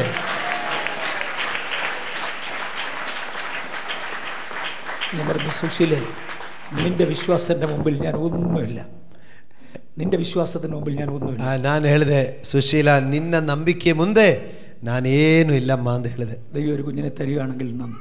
ದೇವರು ನಿನಗೊಂದು ಮಗು ಕೊಟ್ಟರೆ ಬಹಳ ಸಂತೋಷ ಅಂತ ನಾನು ಹೇಳಿದೆ. എനിക്ക് വിശ്വാസം പോരാ, ನನಗೆ ಆದರೆ ನಂಬಿಕೆ ಸಾಕಾಗಿರಲಿಲ್ಲ. ഒരു 4 മാസം കഴിഞ്ഞപ്പോൾ ജയരാജ് എൻ്റെ അടുക്ക വന്നു. 4 ತಿಂಗಳಾದ ಮೇಲೆ ಜಯರಾಜು ನನ್ನ ಮನೆಗೆ ಬಂದರು. പാസ്റ്ററെ സുശീലയുടെ വയറ് വീർത്തു വരുന്നു. ಪಾಸ್ಟ್ರೆ ಸುಶೀಲೆಗೆ ಹೊಟ್ಟೆ ಮುಂದೆ ಮುಂದೆ ಬರ್ತಾ ಇದೆ. സുശീല പറയുന്നത് ഒരു കുഞ്ഞുണ്ടെന്നാ. ಸುಶೀಲ್ ಹೇಳ್ತಾರೆ ಹೊಟ್ಟೆಯಲ್ಲಿ ಮಗು ಇದೆ ಎಂದು ಹೇಳ್ತಾರೆ. ഞാൻ പറഞ്ഞു, ജയരാജേ എൻ്റെ ಅವಿಶ್ವಾസം ಕ್ಷಮಿക്കണം. ಆವಾಗ ಜಯರಾಜಿಗೆ ಹೇಳಿದೆ, ಜಯರಾಜು ನನ್ನ ಅಪನಂಬಿಕೆಯನ್ನು ನೀ ದಯವಿಟ್ಟು ಕ್ಷಮಿಸಬೇಕು. ദൈവം അവളോട് സംസാരിച്ചു. ದೇವರು ಆಕೆಯೊಂದಿಗೆ ಮಾತನಾಡಿದರು. അവൾ വിശ്വസിച്ചു. ಅವಳದನ್ನು ನಂಬಿದಳು. ഞാൻ അവിശ്വസിച്ചു. ಆದರೆ ನಾನಾದರೂ ನಂಬಲಿಲ್ಲ. ജയരാജ് പറഞ്ഞു, എനിക്ക് പല പ്രശ്നമാണ്. ജയരാജ് പറഞ്ഞു, എനിക്ക് പല പ്രശ്നമാണ്. ಜಯರಾಜ್ ಹೇಳಿದರು, ನನಗೆ ಇದರಿಂದ ತುಂಬ ಸಮಸ್ಯೆ ಆಗುತ್ತದೆ. ഫാമിലി പ്ലാനിങ് നടത്തി, സർജറി നടത്തി എന്ന് പറഞ്ഞ് ಕಾಶು ವಾങ്ങിಕೊಂಡಿರಿക്കുക. ನಾನು ಫ್ಯಾಮಿಲಿ ಪ್ಲಾನಿಂಗ್ ಮಾಡಿ ಮತ್ತು ಸರ್ಜರಿ ಮಾಡಿದೆ ಅಂತ ಹೇಳಿ ಸರ್ಟಿಫಿಕೇಟ್ ಕೊಟ್ಟು ಸರ್ಕಾರದಿಂದ ನಾನು ಅದಕ್ಕೆ ಅನುಕೂಲ ತಗೊಳ್ತಾ ಇದೆ. ഞാൻ എന്ത് ചെയ്യും? ನಾನಿನ್ನು ಏನು ಮಾಡೋದು? ഞാൻ പറഞ്ഞു, ജയരാജ് ഒറ്റ കാര്യം, ನೀವೊಂದು ಕೆಲಸ ಮಾಡು. ആ സർജറി ചെയ്ത ഹോസ്പിറ്റലിലോട്ട് ഇവളെ കൊണ്ടുപോവുകയായിരുന്നു. ನೀವು ಆ ಸರ್ಜರಿ ಮಾಡಿದ ಆಸ್ಪತ್ರೆಗೆ ಈಕೆಯನ್ನು ನೀ ಕರ್ಕೊಂಡು ಹೋಗಬಾರದು. ഈ കുഞ്ഞിനെ അവർ കൊല്ലും. ಯಾಕಂದ್ರೆ ಈ ಮಗುವನ್ನು ಸಾಯಿಸ್ತಾರೆ. ಅದು ವರಾದಿರಿക്കാൻ വേറെ എവിടെയും ಚೆಕಪ್ಪಿന് പോകും. ಅದರಿಂದ ನೀ ಬೇರೆ ಯಾವುದಾದ್ರೂ ಆಸ್ಪತ್ರೆಯಲ್ಲಿ ಈಕೆಯನ್ನು ಕರ್ಕೊಂಡು ಹೋಗಿ ಚೆಕಪ್ ಮಾಡಿಸಿ. അദ്ദേഹം ബാംഗ്ലൂർ ഒരു ഹോസ്പിറ്റലിൽ പോകാതെ ಚೆನ್ನೈയിൽ ഒരു ഹോസ്പിറ്റലിൽ ಚೆಕಪ್ಪಿന് പോയി. ಅದರಿಂದ ಅವರು ಬ್ಯಾಂಗ್ಳೂರಲ್ಲಿ ಯಾವುದೇ ಆಸ್ಪತ್ರೆಗೆ ಹೋಗದೆ ಚೆನ್ನೈಯಲ್ಲಿ ಒಂದು ಆಸ್ಪತ್ರೆಯಲ್ಲಿ ಚೆಕಪ್ ಮಾಡಲಿಕ್ಕೆ ಹೋದರು. 10ാമത്തെ മാസം ഒരു ആൺകുഞ്ഞ് ജനിച്ചു. 10ನೇ ತಿಂಗಳಲ್ಲಿ ಒಂದು ಗಂಡು ಮಗುವನ್ನು ಆಕೆ ಹೆತ್ತಳು. ഞാൻ തുടങ്ങുന്നതേ ഉള്ളൂ, കാര്യത്തിലോട്ട് വരിക. ನಾನೀಗಿನ್ನೂ ಪ್ರಾರಂಭಿಸಿದೆ, ಇನ್ನೂ ಎಲ್ಲೂ ಆಗಿಲ್ಲ. ഞാൻ പറഞ്ഞു, ബ്രദറെ ഞാൻ ಈ കുഞ്ഞിനെ ಡೆಡಿಕೇಟ್ ചെയ്യത്തില്ല. ಆಮೇಲೆ ನಾನು ಹೇಳಿದೆ, ನಾನು ಈ ಮಗುವನ್ನು ಪ್ರತಿಷ್ಠಾಪನೆ ಮಾಡಿ ಪ್ರಾರ್ಥಿಸಲ್ಲ. ಆ CO ಜೇಕಬ್നെ വിളിക്കണം. ನೀವು ಆ CO ಜೇಕಬ್ ಪಾಸ್ಟರ್ ಇದ್ದಾರಲ್ಲ ಅವರನ್ನೇ ಕರೆಸಬೇಕು. ഞാൻ ಆ ಮನುಷ್ಯനെ കളിയാക്കിയതാ. ನಾನು ಕೂಡ ಆತನ ಪ್ರವಾದನೆಯಲ್ಲಿ ಗೇಲಿ ಮಾಡಿದವನೇ. അദ്ദേഹം വടക്കേ ഇന്ത്യയിൽ നിന്ന് വന്നു പോകാനുള്ള ഫ്ലൈറ്റ് ചാർജ് എൻ്റെ എന്നാ കൊടുക്കുന്നത്. ಆತನು ಇಲ್ಲಿ ಬಂದು ಹೋಗಲಿಕ್ಕೆ ಫ್ಲೈಟ್ ಟಿಕೆಟ್ ಚಾರ್ಜ್ ನಾನು ಕೊಡುತ್ತೇನೆ. കാര്യം ഞാനാ പാപം ചെയ്തത്. ಯಾಕಂದ್ರೆ ನಾನೇ ತಪ್ಪು ಮಾಡಿಬಿಟ್ಟಿದೆ. CO ജേക്ക് വന്ന കുഞ്ഞിനെ ಡೆಡಿಕೇಟ್ ചെയ്തു. ಆ ಪಾಸ್ಟರ್ ಅಲ್ಲಿಂದ ಬಂದು ಈ ಮಗುವನ್ನು ಪ್ರತಿಷ್ಠೆ ಮಾಡಿ ಪ್ರಾರ್ಥನೆ ಮಾಡಿದರು. ഇന്നവന് 35 വയസ്സ് പ്രായം കാണും. ഇന്നവന് 35 വയസ്സ് പ്രായം കാണും. ಆ ಮಗುಗೆ ಈಗ 35 ವಯಸ್ಸಿರುವಂತ ಗಂಡು ಹುಡುಗನಾಗಿದ್ದಾನೆ. ಅವನೊരു നല്ല എഞ്ചിനീയർ. ಅವರಿಗೆ ಆ ಹುಡುಗ ಈಗ ಒಂದು ಒಳ್ಳೆ ಒಂದು ಎಂಜಿನಿಯರ್ ಆಗಿದ್ದಾನೆ. കാര്യത്തിന്റെ അകത്തോട്ട് കയറട്ടെ. ನಾನು ನೆಕ್ಸ್ಟ್ അബ്രഹാം അവിടെ പറഞ്ഞു ഇവിടെ പറഞ്ഞു പട്ടാളത്തിൽ അറിവ് കിട്ടി, എടാ ഇവന്റെ സർജറി നടന്നിരുന്നില്ല. ಈಗ ಅಲ್ಲಿ ಇಲ್ಲಿ ಹೇಳಿ ಅವರು ಊರ ಕಡೆಯಿಂದ ಇದು ಮಿಲಿಟರಿಯಲ್ಲಿ ವಿಷಯ ಗೊತ್ತಾಯಿತು, ಇವನು ಸರ್ಜರಿ ಮಾಡದೆ ಸುಳ್ಳು ಸರ್ಟಿಫಿಕೇಟ್ ಕೊಟ್ಟು ಸರ್ಕಾರದ ದುಡ್ಡು ತಕೊಂಡ್ಬಿಟ್ಟಿದೆ. അതുകൊണ്ട് പറഞ്ഞു പോയി സർജറി ചെയ്ത ഡോക്ടറുടെ കയ്യിൽ നിന്ന് അടുത്ത സർട്ടിഫിക്കറ്റ് കൊണ്ടുപോവാ. ಹೀಗೆ ಮತ್ತು ಸರ್ಜರಿ ಮಾಡಿರುವಂಥ ಡಾಕ್ಟರ್ ಕಡೆಯಿಂದ ಹೋಗಿ ನೀ ಮತ್ತೆ ಸರ್ಟಿಫಿಕೇಟ್ ತಕೊಂಡು ಬಂದ. ಆ ಡಾಕ್ಟರ್ ಈ ಸ್ತ್ರೀಯ ಸುಶೀಲയുടെ ಚೆಕ್ ചെയ്തു. ಆ ಡಾಕ್ಟರ್ ಈ ಸುಶೀಲ ಎಂಬ ಸ್ತ್ರೀಯನ್ನು ಎಲ್ಲ ಚೆಕಪ್ ಮಾಡಿದೆ. ಆ ಡಾಕ್ಟರ್ പറഞ്ഞു എന്ത് പറഞ്ഞ് നിങ്ങളെ വിശ്വസിപ്പിക്കണമെന്ന് എനിക്കറിയാൻ വയ്യ. ಆ ಡಾಕ್ಟರ್ ಹೇಳ್ತಾರೆ, ಏನು ಹೇಳಿ ನಿಮ್ಮನ್ನು ನಂಬಿಸಬೇಕು ಅಂದ್ರೆ ನನಗೆ ಗೊತ್ತಾಗ್ತಾ ಇಲ್ಲ. ಸುಶೀಲಕ್ಕೆ എടുത്തു കളഞ്ഞതെല്ലാം ഉണ്ട്. ಸುಶೀಲ ಎಂಬ ಸ್ತ್ರೀಗೆ ನಿನ್ನ ಒಳಗಡೆಯಿಂದ ತೆಗೆದು ಬಿಟ್ಟಿರುವಂತಹ ಯೂಟ್ರಸ್ಗೆ ಸಂಬಂಧವಾದ ಎಲ್ಲ, ಗರ್ಭಕೋಶಕ್ಕೆ ಸಂಬಂಧಪಟ್ಟ ಎಲ್ಲವೂ ನಿನ್ನಲ್ಲಿ ಇದೆ.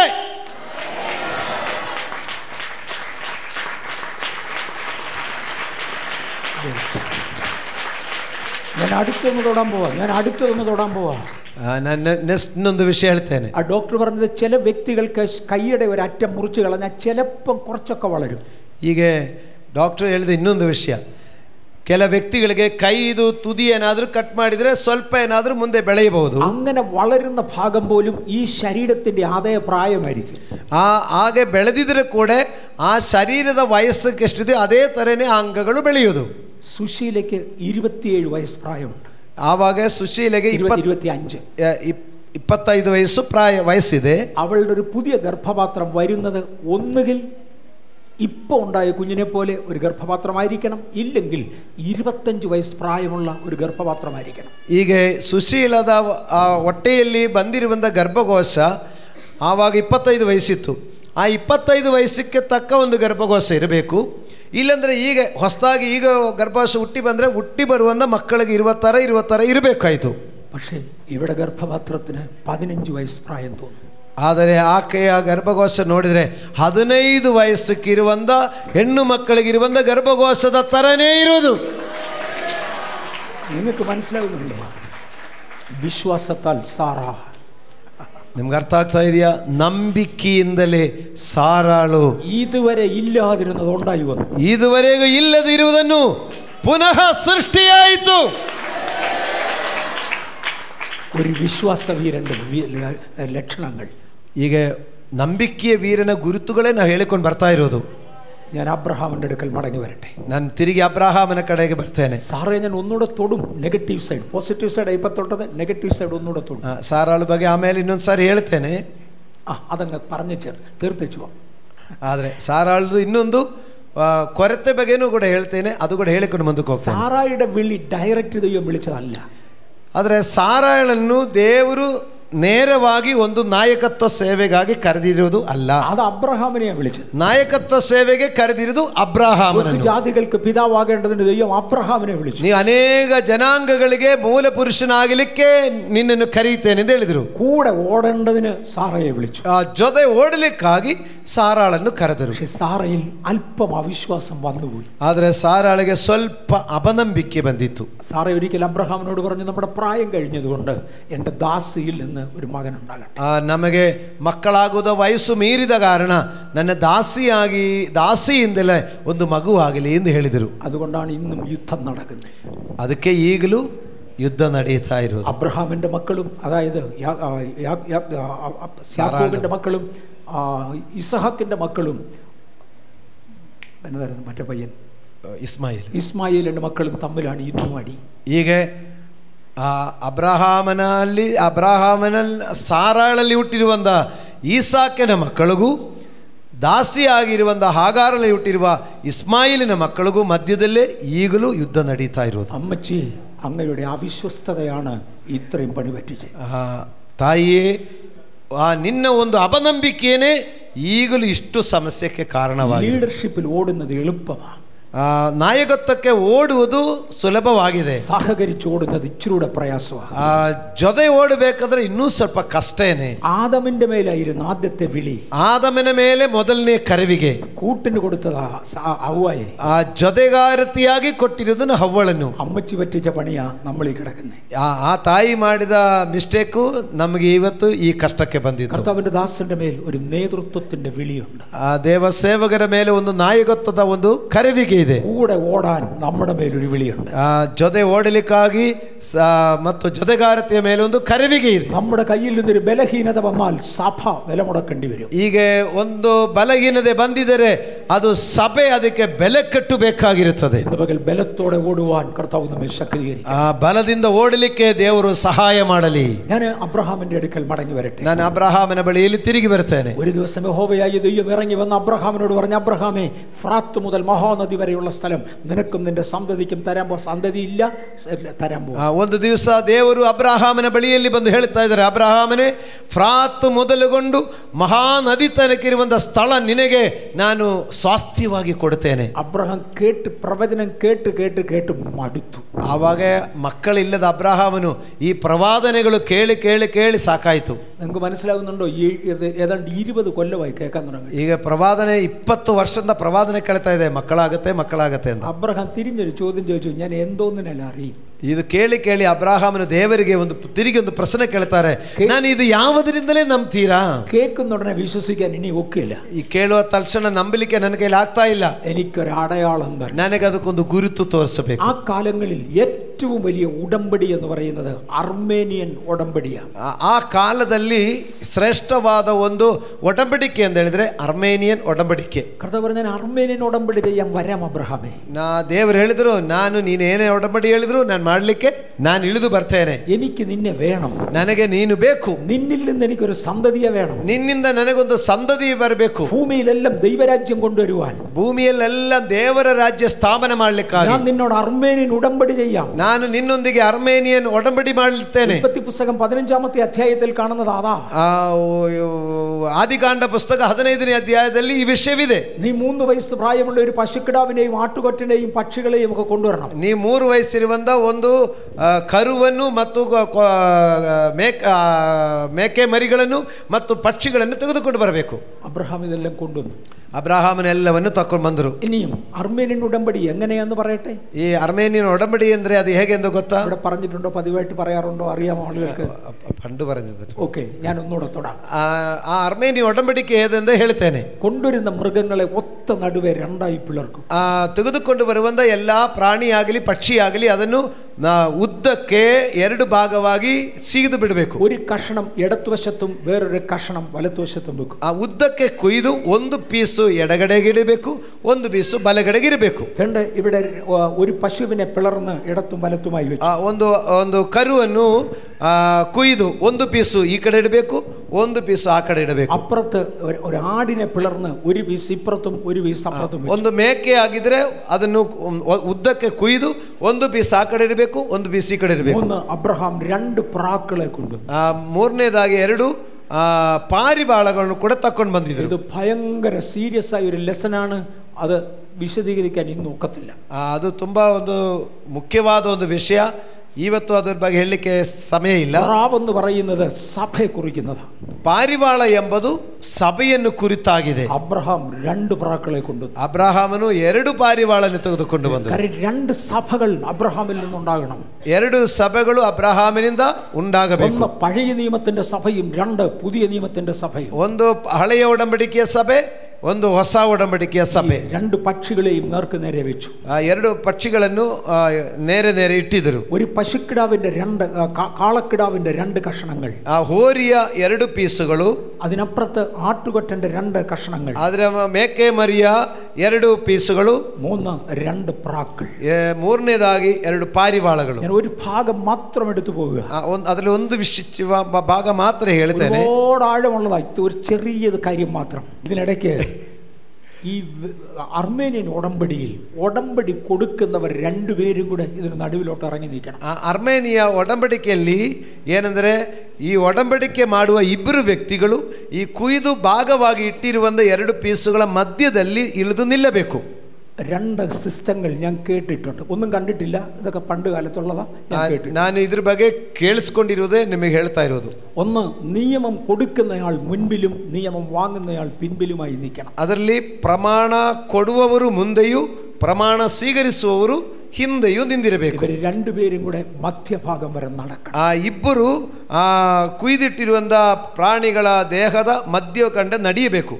ഈ 2 കഷണങ്ങളിൽ നിന്നും രക്തം ഒഴുകി ഇവരുടെ നടുക്ക് കിടപ്പുണ്ട്. ಈ 2 ಪೀಸುಗಳಿಂದಲೂ ರಕ್ತ ಹರಿದು ಮಧ್ಯದಲ್ಲಿ ಹರಿತಾ ಇದೆ. ഈ രക്തത്തിന്റെ അകത്ത് മുൻപിൽ പ്രമാണം കൊടുക്കുന്നയാളും പുറകിൽ പ്രമാണം വാങ്ങുന്നയാളും നിൽക്കണം. ಈ ರಕ್ತದ ಒಳಗಡೆ ಪ್ರಮಾಣ ಕೊಡುವವರು ಮತ್ತು ಪ್ರಮಾಣ ತಕ್ಕೊಳ್ಳುವರು ನಿಲ್ಲಬೇಕು. എന്നിട്ട് രണ്ടുപേരും കൂടെ ഒന്നാമൻ പറയണം, ഇന്നിടം മുതൽ ഇന്നിടം വരെയുള്ള സ്ഥലം ഞാൻ നിനക്ക് തന്നിരിക്കുന്നു. ಅದರಲ್ಲಿ ಪ್ರಮಾಣ ಕೊಡುವವರು ಹೇಳಬೇಕು, ನನ್ನ ಜಾಗೆಯ ಈ ಸ್ಥಳ ಮೊದಲುಗೊಂಡು ಈ ಸ್ಥಳದಲ್ಲಿ ಇರುವಂತ ಜಾಗೆ ನಾನು ನಿನಗೆ ಕೊಡುತ್ತೇನೆ. ಇದು പറഞ്ഞ ശേഷം രണ്ടുപേരുടെയും കയ്യിൽ കത്തിയുണ്ട്.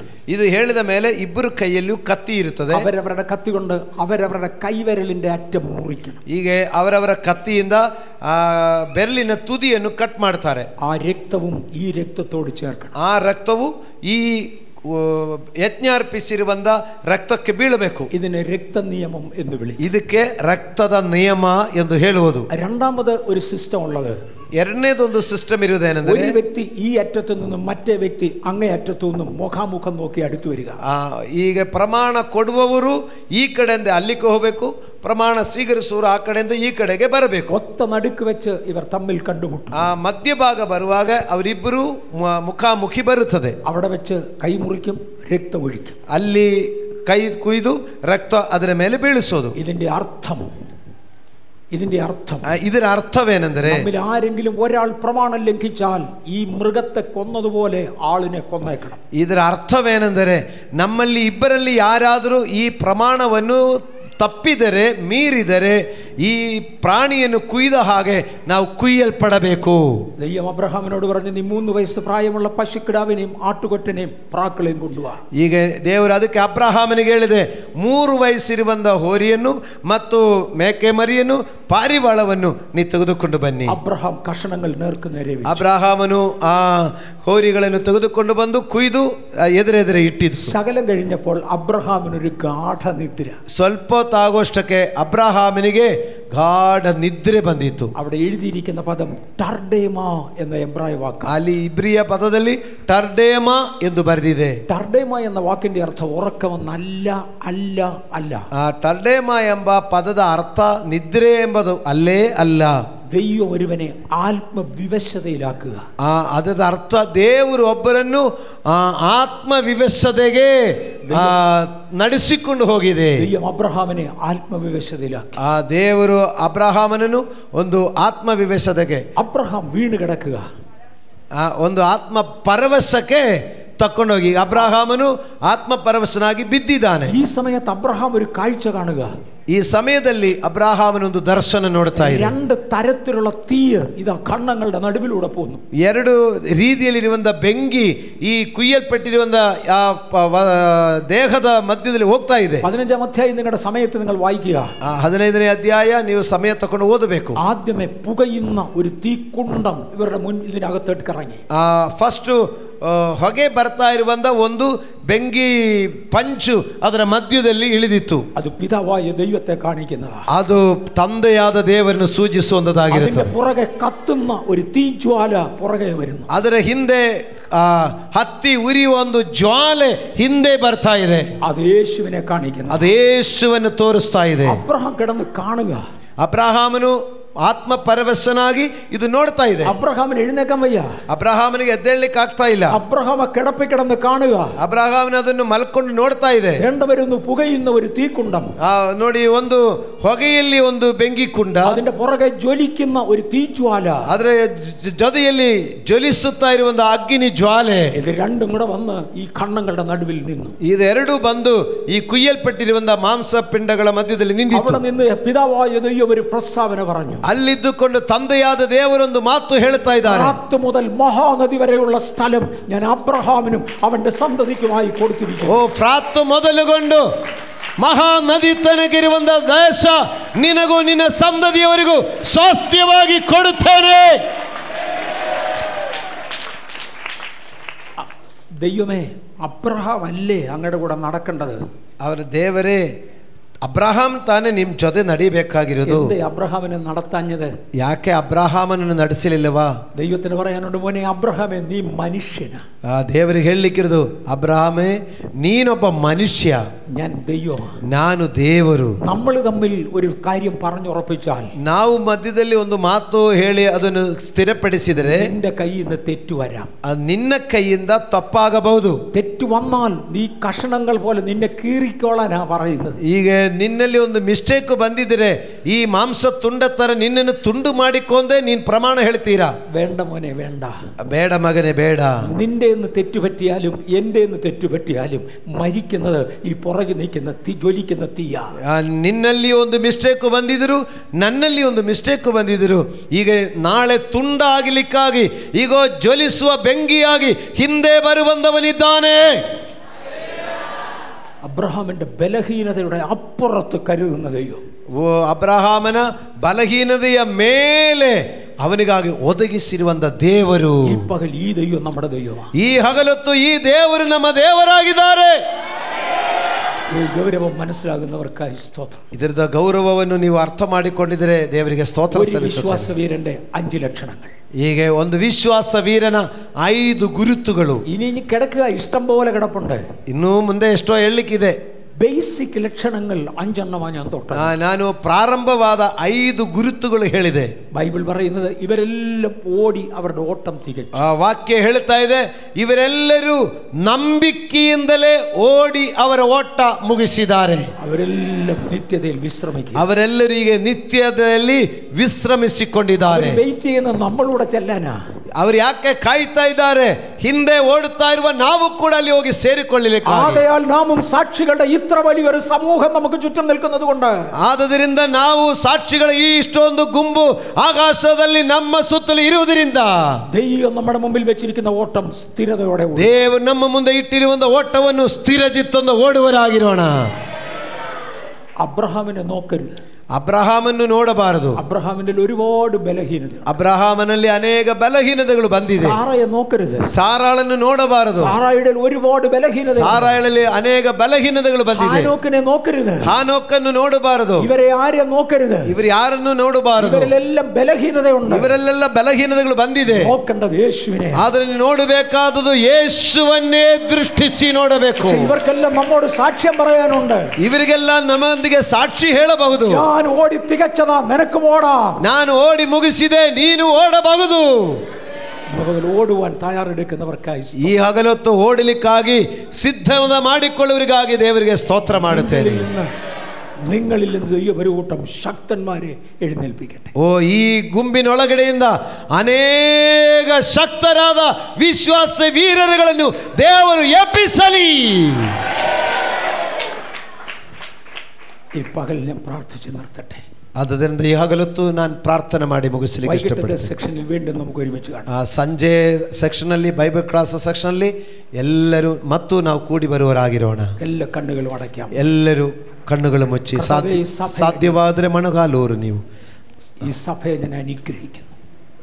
ತಂದೆಯೇ, ಈ ಸಭೆಯನ್ನು ನಾನು ಆಶೀರ್ವದಿಸುತ್ತೇನೆ. യേശുവിന്റെ നാമത്തിൽ ദൈവം ഇവരെ വളർത്തണം. ಯೇಸುವಿನ ನಾಮದಲ್ಲಿ ಇವರನ್ನು ದೇವರು ಬೆಳೆಸಲಿ. ദൈവം അടിയന്റെ മേൽ തന്നിരിക്കുന്ന പദവിക്കൊത്തവണ്ണം ഞാൻ ഈ ജനത്തെ അനുഗ്രഹിക്കുന്നു. ದೇವರೇ, ನೀ ನನಗೆ ಕೊಟ್ಟಿರುವಂತ ಅಧಿಕಾರಕ್ಕೆ ತಕ್ಕ ಹಾಗೆ ನಾನು ಈ ಸಮೂಹವನ್ನು ಆಶೀರ್ವದಿಸುತ್ತೇನೆ. മഹത്വം കർത്താവിനാകട്ടെ. ಮಹಿಮೆ ಕರ್ತನೊಬ್ಬನಿಗೆ ಇರಲಿ. അത് യേശുവിന്റെ നാമത്തിൽ തന്നെ. ಯೇಸು ಕ್ರಿಸ್ತನ ನಾಮದಲ್ಲಿ ತಂದೆಯೇ, ಆಮೆನ್. ಪ್ರಿಯ ವೀಕ್ಷಕರೇ, ನೀವು ಹೊಂದಿದ ಆಶೀರ್ವಾದವನ್ನು ನಮ್ಮೊಂದಿಗೆ ಹಂಚಿಕೊಳ್ಳಿರಿ. ನೀವು ಸಂಪರ್ಕಿಸಬೇಕಾದ ಮೊಬೈಲ್ ಸಂಖ್ಯೆ 8217761567. ಹೆಚ್ಚಿನ ವಿಡಿಯೋಗಳಿಗಾಗಿ ನಮ್ಮ ಚಾನೆಲ್ ಅನ್ನು ಸಬ್ಸ್ಕ್ರೈಬ್ ಮಾಡಿಕೊಳ್ಳಿರಿ. ದೇವರು ತಾನೇ ನಿಮ್ಮೆಲ್ಲರನ್ನು ಆಶೀರ್ವದಿಸಲಿ.